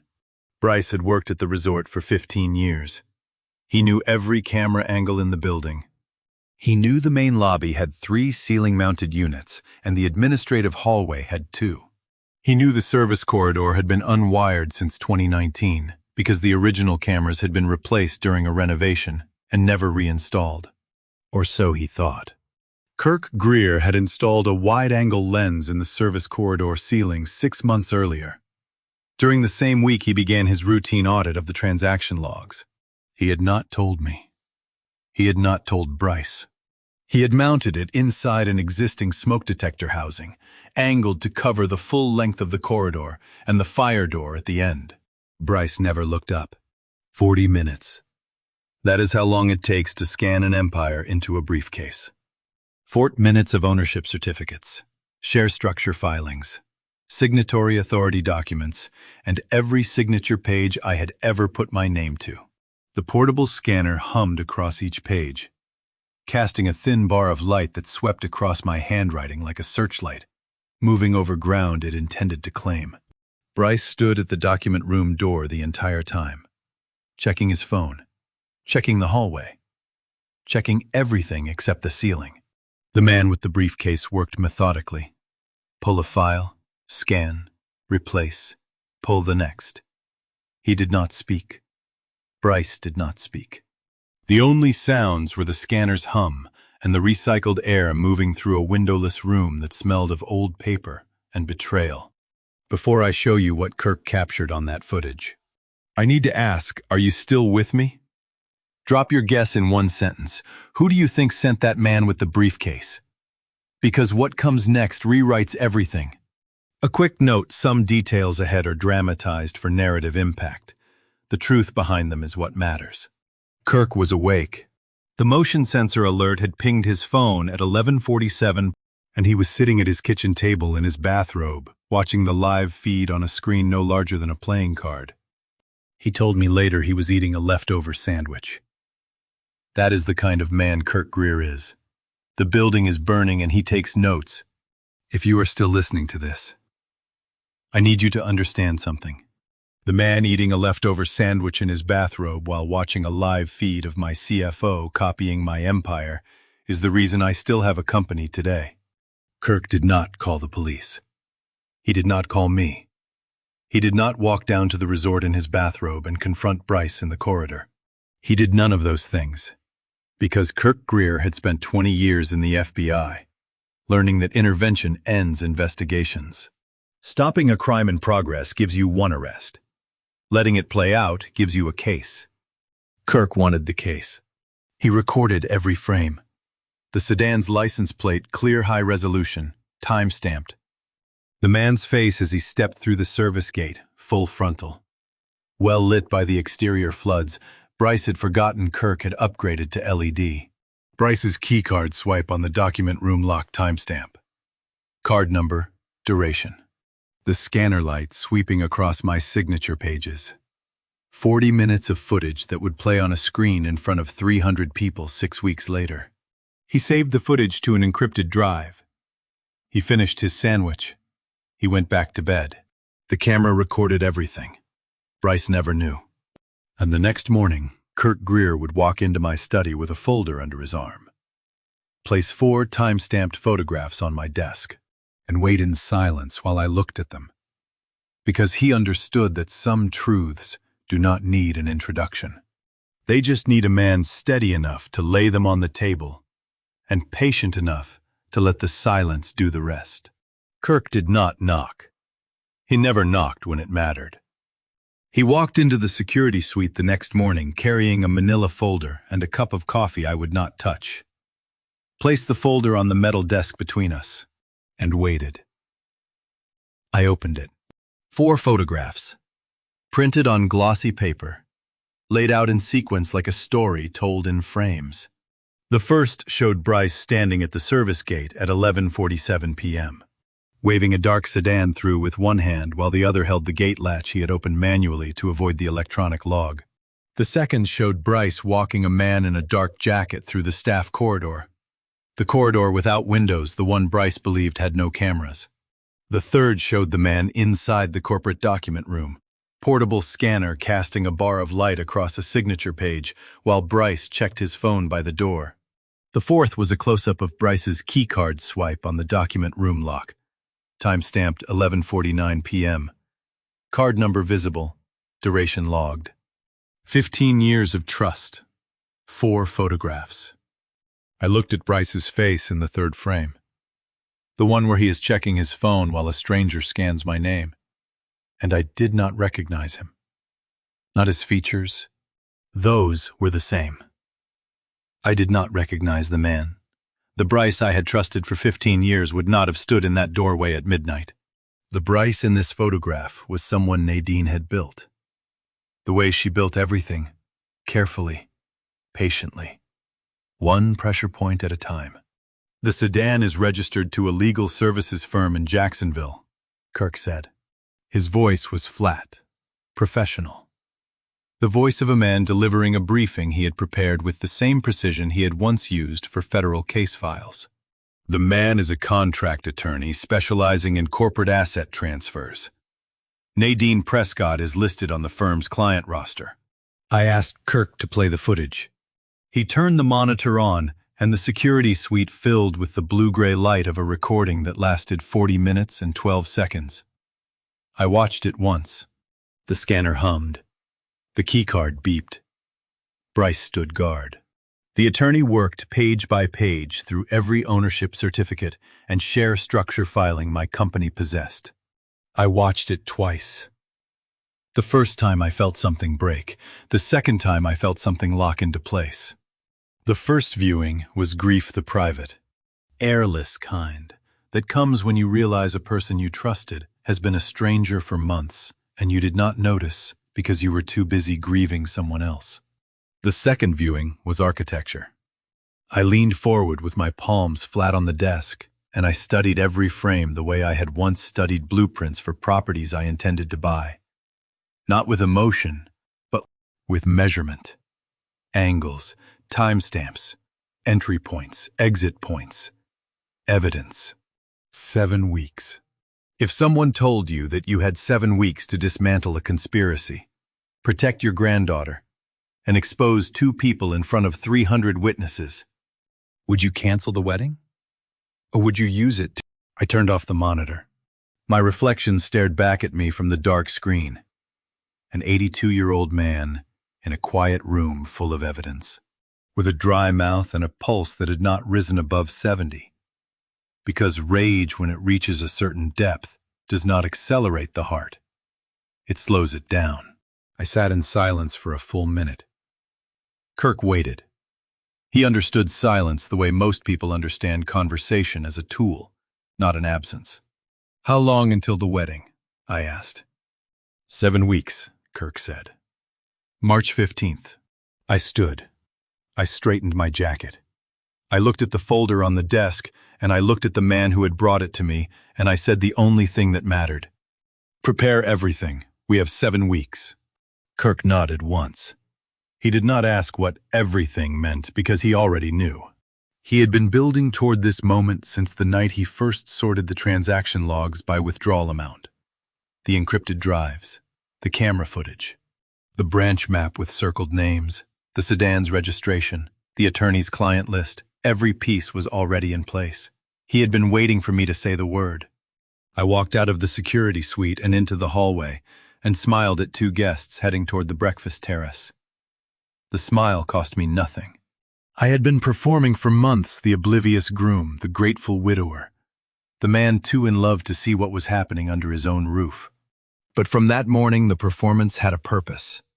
For the next 49 days, I would smile at the woman stealing my empire and laugh at the jokes of the man helping her. And I would build, piece by piece, day by day, the reckoning they would never see coming. I had spent 11 months preparing for a financial reckoning, assembling encrypted drives and time-stamped footage, and a case built to survive a courtroom. And then the doctor called on a Sunday evening in late January. And I learned the real cost was not money. It was never money. Dr. Leland Farrell, 79, had delivered difficult truths in careful language for nearly 4 decades. And he understood that clarity in those moments was its own form of kindness. He had been our family physician since before Hadley was born. He had sat with Cora through every treatment. He did not call on Sundays unless something demanded it. "Vernon, Hadley signed a written authorization for me to speak with you," he said. "I would not be calling otherwise." I pressed the phone hard against my ear and looked out the study window at the evening marsh and listened to a man I trusted describe what was happening to my granddaughter in terms so precise they left no room for denial. Insomnia weeks of it. The kind that does not respond to medication because the source is not chemical but situational. 14 pounds of weight loss in 3 months. Panic episodes severe enough that she had stopped driving after dark because her hands shook too badly to hold the wheel. "This is not stress, Vernon," he said. "This is someone being broken from the inside." His voice caught once. Just once, a half-second hitch between broken and inside that told me this was not a medical briefing. It was a plea. 14 pounds. Panic episodes. Unable to drive after dark. My granddaughter. The woman who had doubled our bookings, who ran circles around executives twice her age, who had her grandmother's green eyes and a spine made of the same material, could not drive home after sunset because a man she had trusted since childhood was destroying her in a way that left no bruises. I swallowed the bile that had become familiar over the past year and thanked Leland and hung up. And sat in my study for less than a minute before I picked up my keys. I drove to Hadley's house. It was a 20-minute drive along the coast road, and I made it in 14 because my hands were steady and my foot was heavy, and the rage in my chest had moved past the kind that shakes you into the kind that makes everything very, very still. She opened the door already knowing why I was there. Her face was thinner than I remembered, cheekbones sharper, shadows under her eyes that makeup had stopped hiding weeks ago. She was wearing a sweater that was too large for her now. The sleeves pulled over her hands the way a child hides inside fabric when the world gets too big. How do you tell a man that the silence was not indifference? That every unanswered call and shortened visit was a woman trying to hold herself together long enough to protect him from the truth? Reed was asleep upstairs. The baby monitor sat on the kitchen counter, his breathing a soft, static rhythm that filled the pauses between the things Hadley was about to say. His crayon drawings were scattered across one end of the table. She sat at the other end and gripped the edge with both hands and told me everything. Bryce had threatened her position first. He told her that if she raised questions about the financial irregularities, she would be removed from the company for cause performance issues. Insubordination. Whatever language the board would accept from a CFO with 15 years of credibility behind him. Then he escalated. He implied that a termination for cause would affect her custody arrangement, that a single mother fired from her own family's company would not look stable in a courtroom. He said no one would believe me over a CFO with 15 years of service, Hadley said. Her voice was steady through all of it. The threats, the isolation, the months of swallowing fear at her own desk in her own family's building. Steady through all of it, until the last sentence, when it broke. I stayed silent because I was afraid of breaking you, she said. You had already lost Grandma. I could not be the one who took everything else. She was protecting me. My 29-year-old granddaughter losing weight, unable to sleep, shaking behind the wheel of her own car, was carrying the entire weight of this conspiracy alone, because she believed one more loss would destroy me. I held her at that kitchen table while she shook. The tea she had poured sat untouched between us. Reed breathed through the monitor, and I made her a promise. Not loud, not dramatic, just quiet words spoken into her hair the way I had spoken to her when she was small and the world had frightened her. The people who did this would answer for it. In front of everyone they had deceived. The wedding was 7 weeks away, and it was no longer about the money or the empire. It was about Hadley. Bryce waited until the second course to lean over and tell me my granddaughter was losing her mind. 5 weeks had passed since I made Hadley that promise at her kitchen table, and every one of those weeks had sharpened the fury into something I could carry without it cutting me. The engagement dinner was held in the private dining room at the flagship resort, 25 guests. Candles on a long table, roasted lamb and rosemary, the kind of evening Cora would have loved, and Nadine had choreographed to perfection. I sat at the head of the table performing the role of the grateful groom, and Bryce sat to my left, performing the role of the loyal CFO. And somewhere between the salad and the lamb, he put his hand on my shoulder and leaned close enough that I could smell the wine on his breath. I hate to bring this up tonight. Vernon, he murmured. His voice was low, pitched to sound reluctant. But Hadley has been erratic, missing deadlines, skipping meetings. I think the pressure of the wedding and the company it may be too much for her right now. He paused. He let the words settle. Then he added the sentence he had been building toward for months.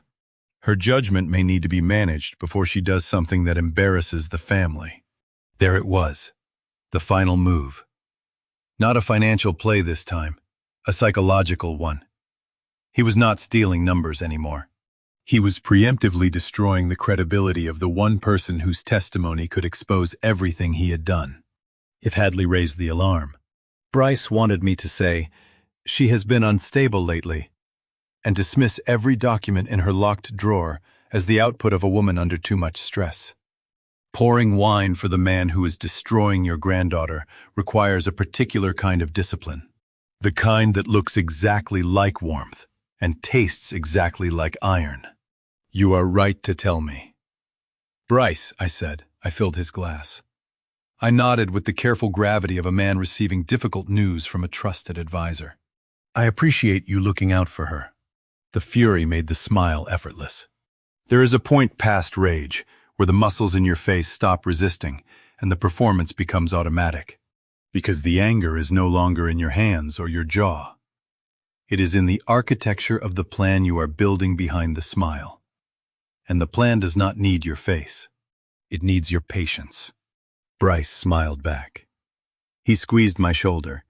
He returned to his lamb. Across the table, Nadine was telling a story to 3 guests about a resort she claimed to have managed in Charleston. Clyde sat at the far end, watching her with an expression he had learned to hide the quiet. Burning look of a man who had carried the guilt of introducing her for nearly a year. Hadley sat between 2 family friends, eating small bites of food she was not tasting. Her face composed. Her sweater still a size too large. She had heard enough of Bryce's whisper to understand what he was doing.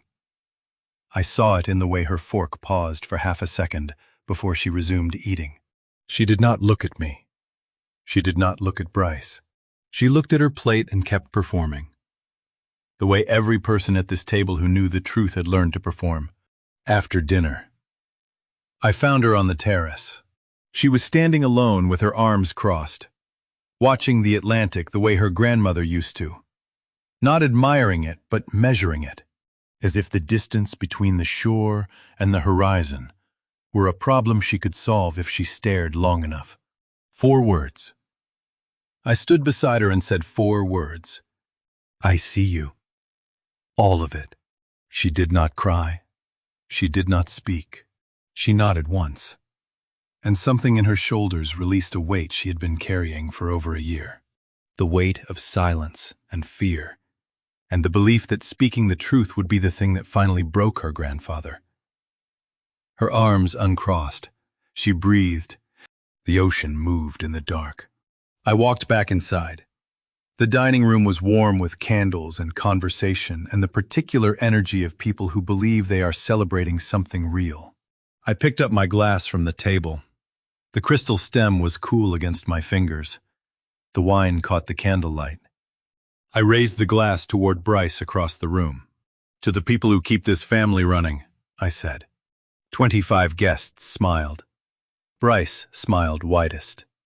He lifted his glass and drank deeply, and he did not hear what I heard in those words. Because a farewell only sounds like a farewell to the person delivering it. 10 days remained. And the next night, in a windowless room with 5 people who had been waiting separately for this moment, every thread would finally come together. 5 people in a windowless room at midnight.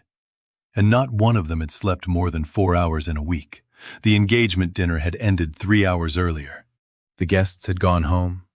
Nadine was asleep in the guest suite. And the 5 people who had been carrying separate pieces of the truth for 7 months finally sat down in the same room and laid every piece on the same table. The corporate security suite smelled like stale coffee and warm electronics. Kirk had set up the monitor on the far wall. Colleen sat with her notebook open all 63 pages. The handwriting small and precise. Every entry dated and timed. Clyde had driven from Brunswick with the newspaper photographs on his phone and the salt air still on his jacket. Dr. Farrell sat with his hands folded, the way a man sits when he has rehearsed what he needs to say and is waiting for his turn. Colleen went first. She read from the notebook in a steady voice that did not waver, turning the pages one by one. Ag 14th.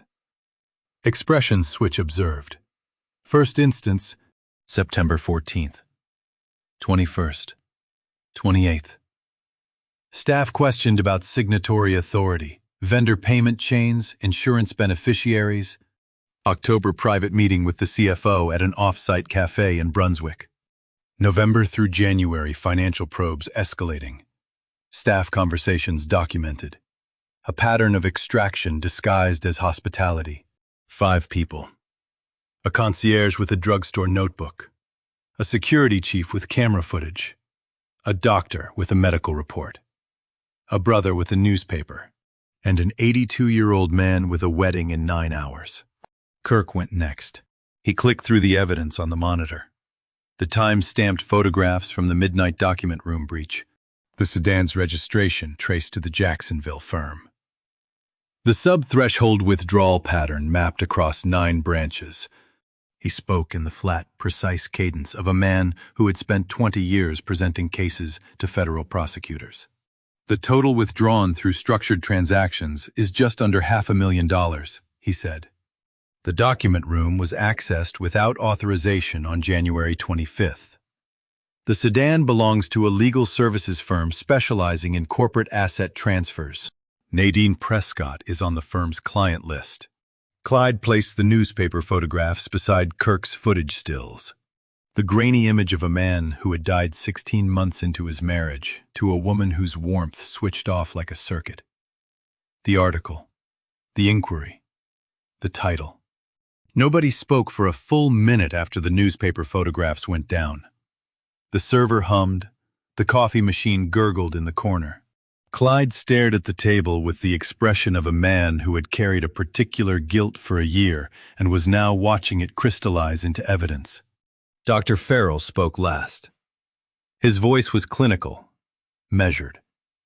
The voice of a physician who understood that every word he said might be repeated under oath. Hadley Ashford presents with chronic insomnia, significant weight loss over a 3-month period, and panic episodes consistent with sustained psychological coercion, he said. She has provided written authorization for full disclosure. In my professional opinion, the symptoms are not organic. They are situational.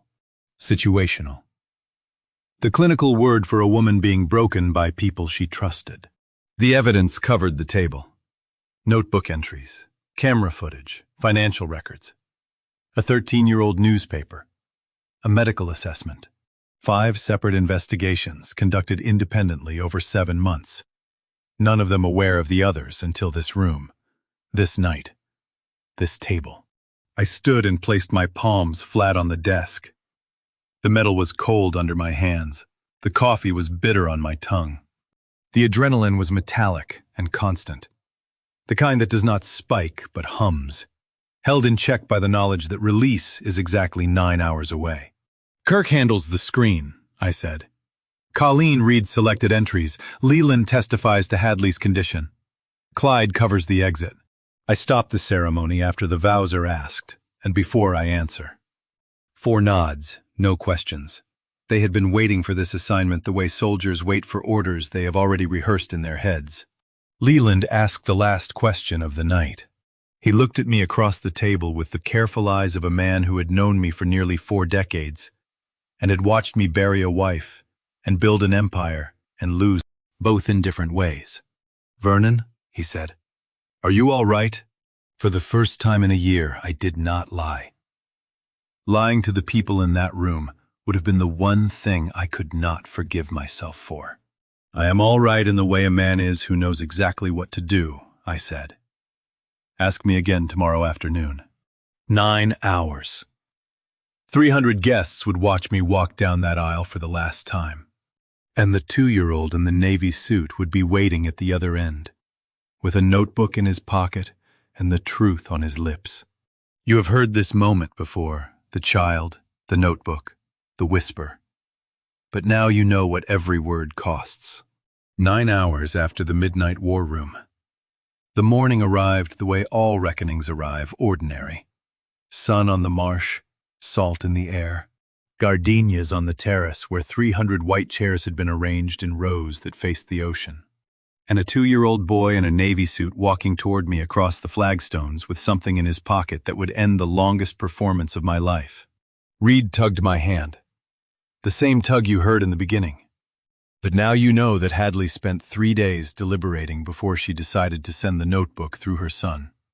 3 days sitting on his bedroom floor, teaching him the words, rehearsing until he could say them without crying.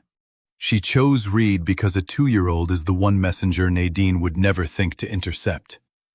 You do not search a child's pockets at a wedding. You do not suspect the ring bearer of carrying evidence.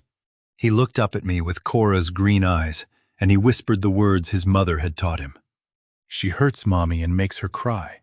You heard that in Chapter 1 and thought it was a child stumbling onto something he did not understand. Now you know his mother spent 3 days teaching him those exact words on his bedroom floor. Because she had run out of every other way to reach me. Every phone call she could have made was a phone call Bryce might intercept. Every email was a digital trail Nadine might find.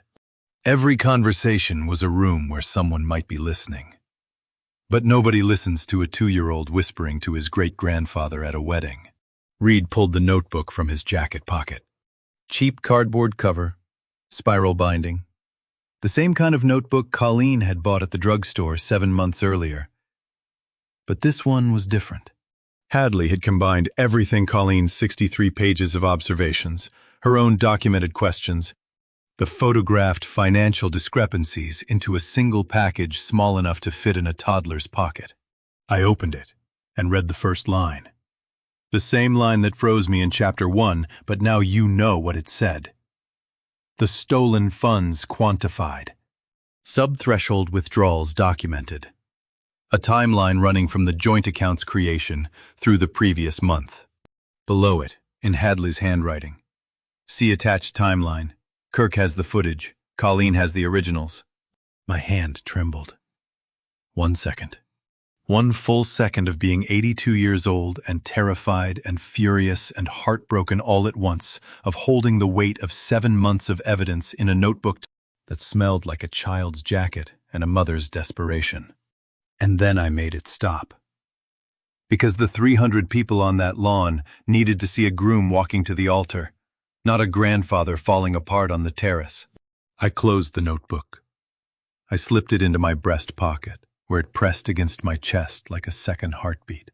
I looked across the terrace toward the lawn where the string quartet was playing, and the guests were finding their seats. And Nadine was somewhere inside the building, putting on the dress she had chosen for the ceremony she believed was her endgame. I touched my lapel with 2 fingers. The signal.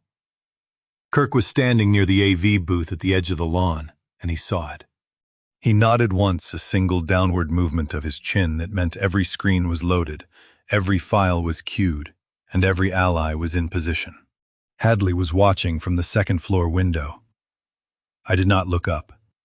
I could feel her there, the way you feel the presence of someone you love in a room you cannot see. A pressure, a gravity, a pull. If I had looked up, the composure would have broken. 300 people would have seen an old man cry instead of a patriarch walking into his own reckoning. So I looked straight ahead, and I let Reed's small hand slip from mine, and I watched him toddle toward Hadley's friend at the edge of the chairs, his job done, his pocket empty. The bravest courier in the history of my family. The string quartet shifted into the processional. 300 guests stood. The chairs scraped on the stone. The ocean was behind me, and the aisle was ahead of me, and at the far end of it, Nadine Prescott stood in white, smiling the smile I had watched switch off and on for a year. She smiled at me. I smiled back. I walked into the ceremony for the last time as a groom. The notebook pressed against my chest. The evidence was loaded. The allies were in place. And in 90 seconds, the officiant would ask me a question I had no intention of answering the way anyone expected. The officiant asked if I took this woman as my wife. 300 guests leaned forward in their white chairs. Nadine smiled at me from behind her veil. The ocean moved behind us, and instead of answering, I turned to face the room. Before I answer that question, I said, there is something every person here needs to see. The microphone was cold in my fingers. My voice was steady. 7 weeks of rehearsal will do that. I looked at Kirk and said his name. Once. And the screen behind the altar lit up. The footage played in daylight, projected onto the white screen the wedding planner had installed for a slideshow of engagement photographs that would never run. 300 people watched Bryce Caldwell open the service gate at 11:49 p.m. for a dark sedan with its headlights off. They watched him walk a stranger through the staff corridor. They watched the stranger scan ownership documents, page by page, while Bryce stood guard by the door checking his phone. The timestamp glowed in the corner of every frame. Not one person in that room breathed. Colleen stood. She was seated in the third row, and she rose with her notebook open, and her voice as steady as the day she had bought it for $3.49 at a drugstore on the Causeway. She read selected entries. August expression switch observed. September staff questioned about financial procedures. 3 employees in 1 week. October private meeting between the CFO and the subject at an off-site location. She read dates and times and observed behaviors, and her voice did not waver once. Because Colleen Thornton had spent 22 years learning to deliver information under pressure. Dr. Farrell stood next. He spoke in the clinical cadence of a physician who understood that his words might be repeated under oath. He described what he had observed in his patient, the insomnia, the weight loss, the panic episodes. He did not name Hadley. He did not need to. Every person in that room who had watched my granddaughter grow thinner over the past year understood exactly who he meant. Then Ed Whitmore stood from the second row. He straightened his jacket and looked directly at Bryce and said, "Bryce Caldwell borrowed $60,000 in Vernon Ashford's name for a project that does not exist. I have the paperwork." Each layer landed on the room like a separate blow. The footage, the notebook, the medical testimony, the unauthorized loan. 7 months of evidence delivered in 10 minutes to an audience that had come expecting champagne and cake. Nadine's face went through 3 phases. The first was outrage performative, loud, the kind of denial designed to make the accuser look unreasonable. She turned to me and said, "Vernon, this is insane. You cannot possibly believe."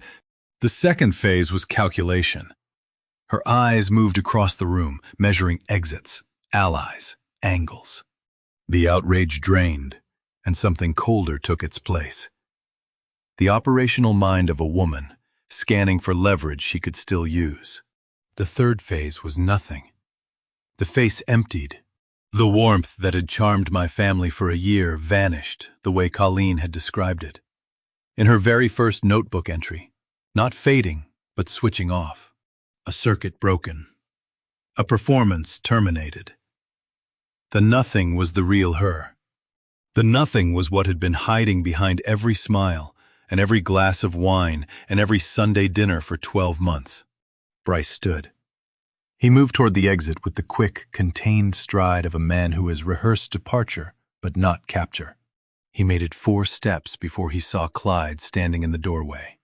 My 78-year-old brother filled that frame with his weathered hands at his sides, and his jaw set, and the guilt of a year compressed into a single act of refusal. Bryce stopped. He looked at Clyde. He looked back at the screen, where his own face was frozen in blue-gray light, checking his phone while a stranger scanned my signature. He sat down. The room was silent. 300 people, a gardenia-draped altar, a woman in ivory standing alone at the end of an aisle that was no longer hers. Then Hadley walked in. She entered through the side door, steady, thin, fierce. She wore a simple dress, not white, and her green eyes were dry and clear. She crossed the aisle in front of every person who had watched her grow up in the lobby of the resort her grandmother had built. And she walked to me, and she took my hand. She did not speak. She did not need to. Hadley took my hand, the same hand a 2-year-old had tugged 90 minutes earlier. With the truth in his pocket, and 300 people exhaled at once. And the ceremony that was supposed to be a wedding became something else entirely. The strange thing about justice is how quiet it is when it is over. No music, no applause. Just a car pulling through the gate, and a silence that feels like breathing for the first time. The ceremony space emptied slowly, guests leaving in small groups, some touching my arm as they passed, some saying nothing because there was nothing adequate to say. And within an hour, the white chairs stood empty on the lawn, and the gardenias hung from the arches, and the ocean moved behind it all, as if nothing had happened. Nadine left through the service entrance. Kirk's team walked her to a waiting car, not a police car. Not yet. Just a sedan with tinted windows and a driver she had apparently called during the 10 minutes the evidence was being presented.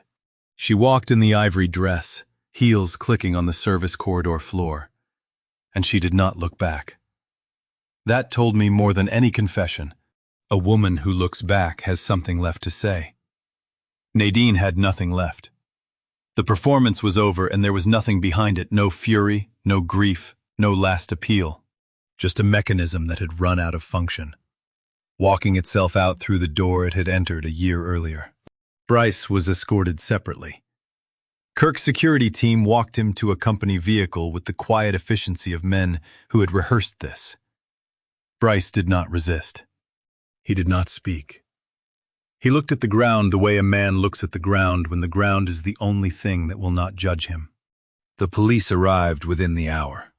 The officer was young, mid-30s, respectful. Through in the way of someone who understands that an 82-year-old man handing over a file this size deserves patience, not hurry. He sat in the security suite with Kirk and took statements and read the evidence folder page by page. He read the newspaper article about the first husband twice. Then he asked Kirk for a copy of everything and said the file would be forwarded to the appropriate authorities in Atlanta. 6 weeks later, Kirk called to tell me Atlanta had reopened the inquiry into the developer's death, this time with Nadine's real name attached to it, and that Bryce had accepted a plea deal that named her as the architect of the entire scheme. I did not feel triumphant when I heard it. I felt the ringing in my ears finally stop. Justice is not the explosion. It is the quiet afterward, when you realize the ringing in your ears has stopped, and you can hear the ocean again. Colleen stood at the lobby desk through all of it. She did not sit down. She did not leave. She watched the police cruiser in the driveway, and the caterers loading untouched food, and the florists waiting for instructions. And she stood behind the desk the way she had stood behind it for 22 years steady. Present. The spine of a building that had nearly been hollowed out from the inside. I found Hadley in the garden at 2 in the afternoon. She was sitting on a stone bench Cora had chosen 30 years ago, positioned beneath a live oak that threw a circle of shade wide enough for 2 people. Her shoes were off. Her bare feet rested in the grass. The afternoon sun was warm on the stone, and the salt air was clean and unhurried. And for the first time in 7 months, neither of us was performing, or protecting, or pretending. We sat on that bench together. And for the first time since the night at her kitchen table, we spoke without walls between us. "I should have come to you sooner," she said. "I should have." "You protected me," I said. "You protected Reed. That is not weakness, Hadley. That is exactly what your grandmother would have done." She looked at me with Cora's green eyes, the same green eyes that had looked at the ocean from the reception desk of a crumbling inn 55 years ago. And I saw something shift in her expression. Not relief, not yet. Relief would come later, in smaller pieces, over weeks and months. What I saw was permission. Permission to stop carrying it alone. Colleen brought tea to the garden. I drank it the first thing I had tasted all day. The cup was warm in my hands, and the tea was strong and simple. And it tasted like something a person drinks when the crisis is over and the body remembers it has needs. "Grandma would have solved the whole thing in a week and a half," Hadley said. I looked at her. She was not smiling yet, but something around her eyes had softened. "A week and a half," I said. "And she would have made Nadine carry her own suitcase to the car." Hadley laughed. For the first time in months, a real laugh. The kind that comes from somewhere deep enough that you forgot it was still there. It broke across the garden like water over dry ground. And I heard it, and I closed my eyes, and I let it wash through me. She looked at the ceremony arches still draped in gardenias and said something I was not expecting. The flowers are still up. What do we do with a wedding that never happened? I told Colleen to send the food to every shelter within 20 miles. 300 people's worth of dinner that nobody was going to eat. Lamb and salmon and 3 tiers of wedding cake, and enough champagne to fill a bathtub. It had been prepared for a celebration that turned into something else. And it was not going to sit in warming trays while people down the road went without. Colleen made 3 phone calls. The Brunswick shelter could take 100 meals. The St. Simon's community kitchen could handle 80. She called Darien for the rest. Within an hour, the catering vans were packed and pulling through the front gate. And I stood on the terrace watching them leave and feeling something I had not expected to feel. Not satisfaction, not relief, but a strange, bone-deep quiet. The metallic taste that had lived in my mouth for 7 months was gone. In its place was ordinary air. The flowers stayed. The florists asked if they should take them down, and I said no. Keep the flowers, I said. Colleen looked at me. All of them, they did nothing wrong. She did not ask another question. She never asked questions when there was work to do. She redirected the florists, adjusted the schedule, and managed the dismantling of a wedding without dismantling the dignity of the day. The gardenias stayed on the arches. The arrangements stayed on the terrace.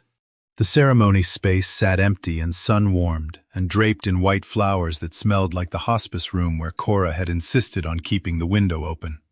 And I let them stay, because they were the only honest thing Nadine had ever brought into this building. If you have ever tried to explain to a 2-year-old why there are 300 empty chairs on a lawn and no party, do not bother.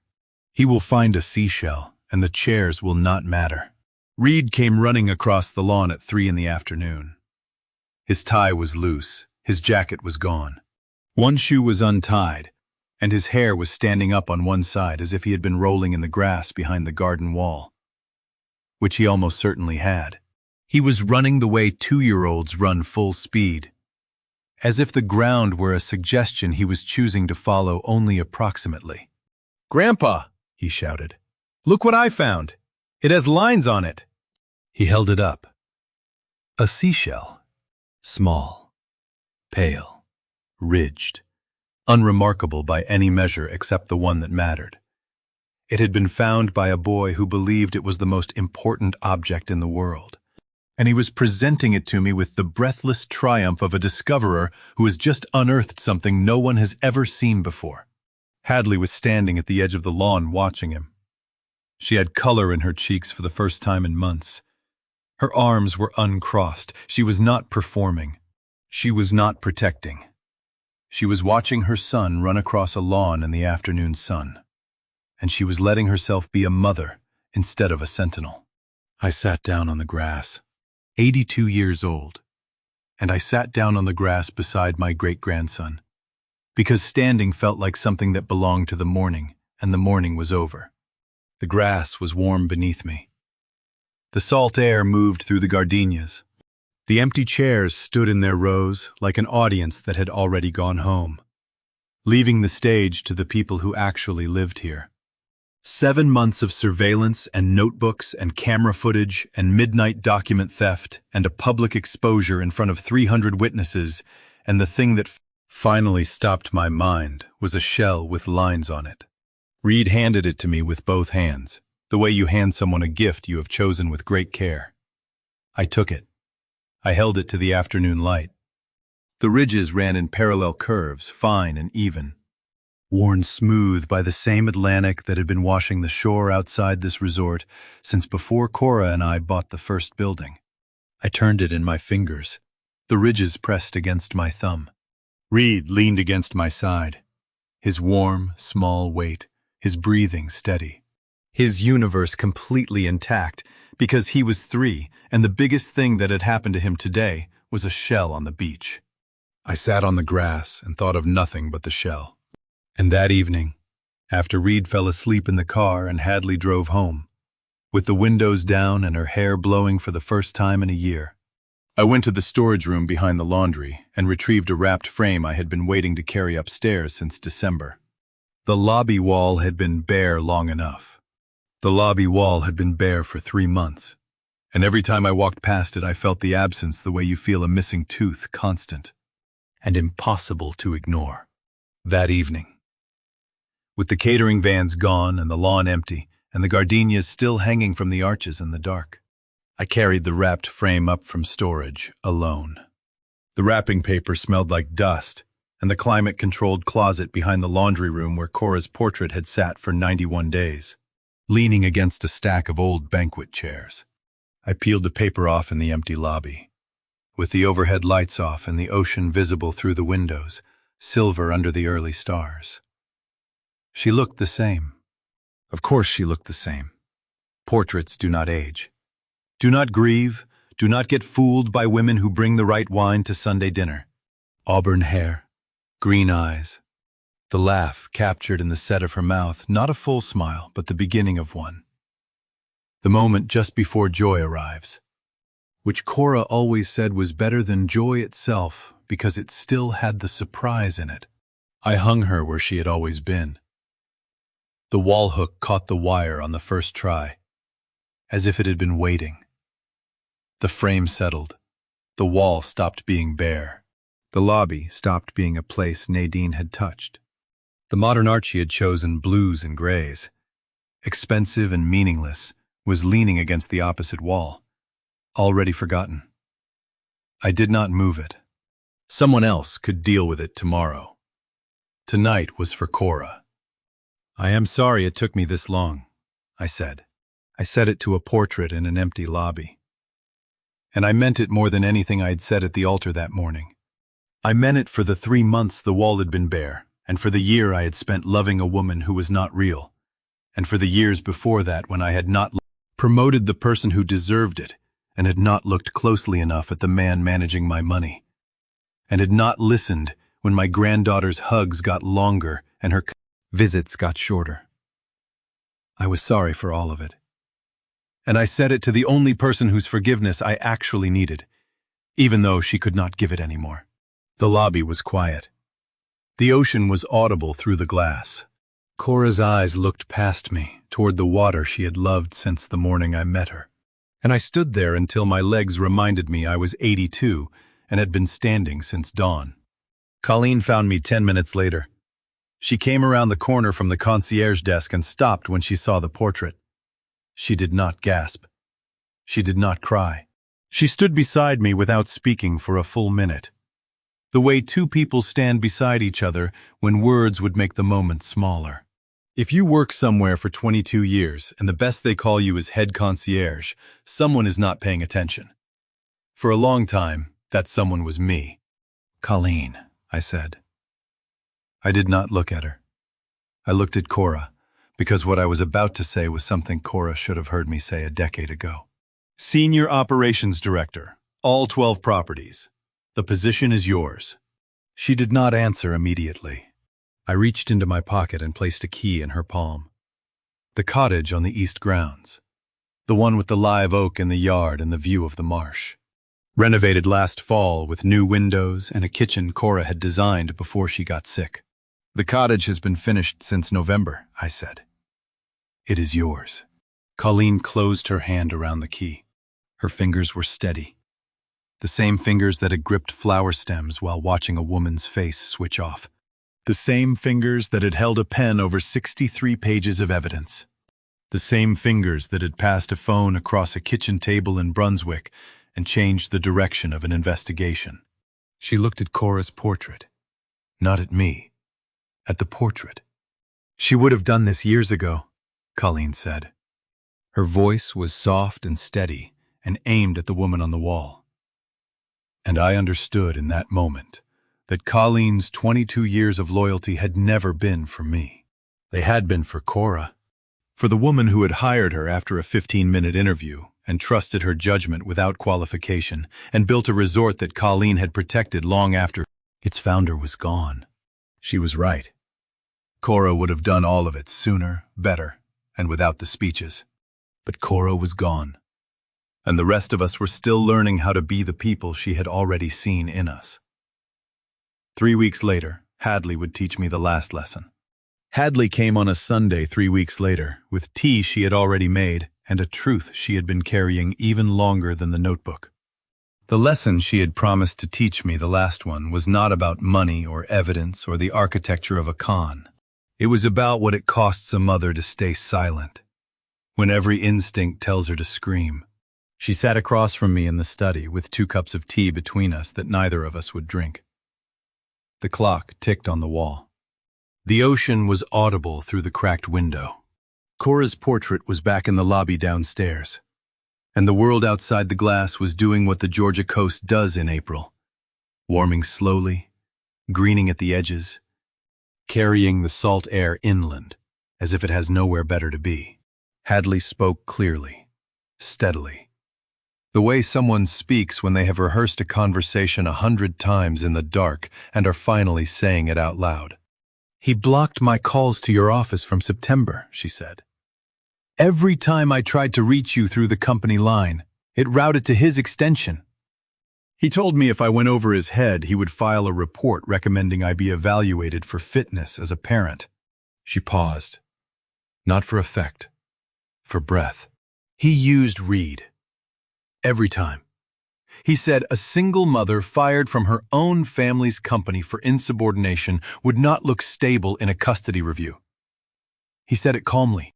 He said it the way you describe a weather forecast.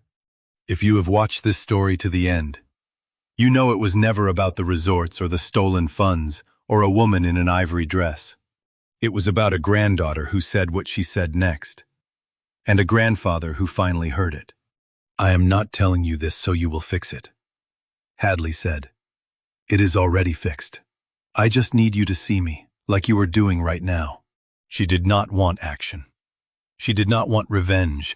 We had already had that, in front of 300 witnesses on a Saturday morning in March.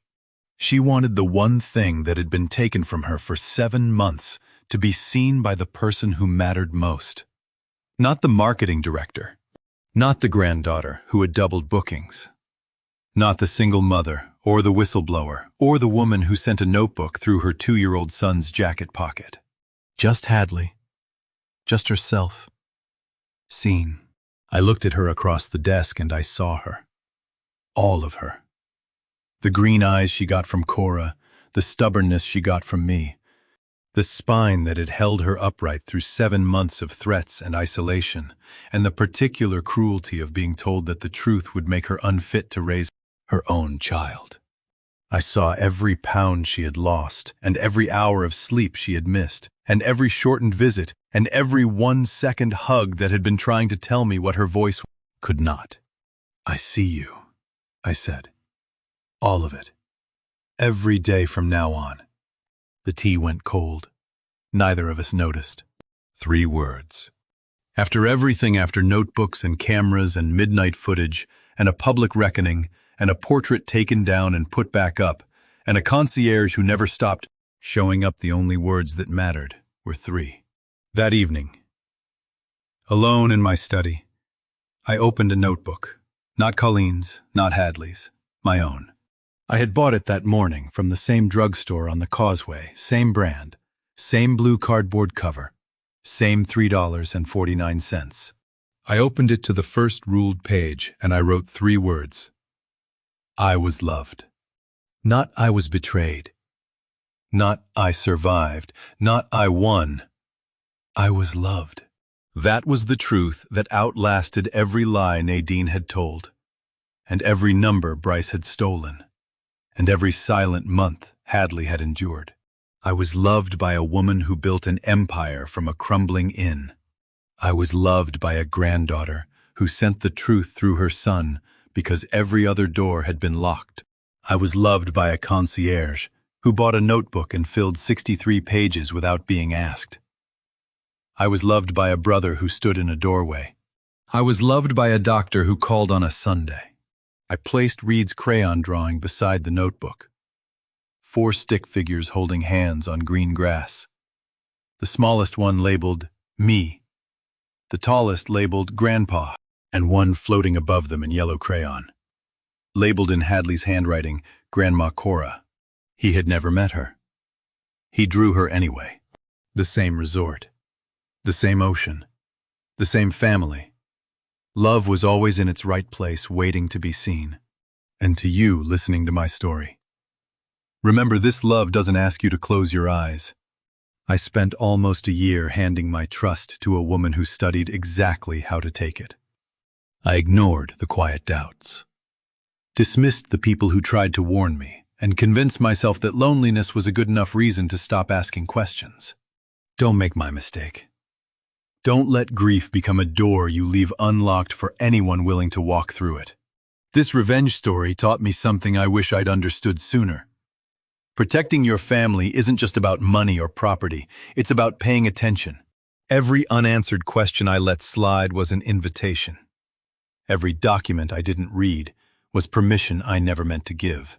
But I also learned that the people who truly love you won't wait for you to ask for help.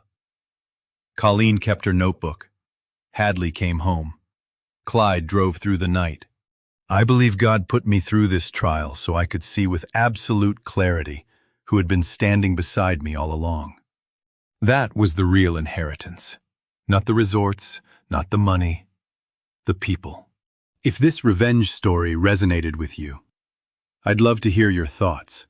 Tell me in the comments what moment hit you the hardest. Was there a point where you would have handled things differently? If someone you care about needs to hear this message, share this story with them.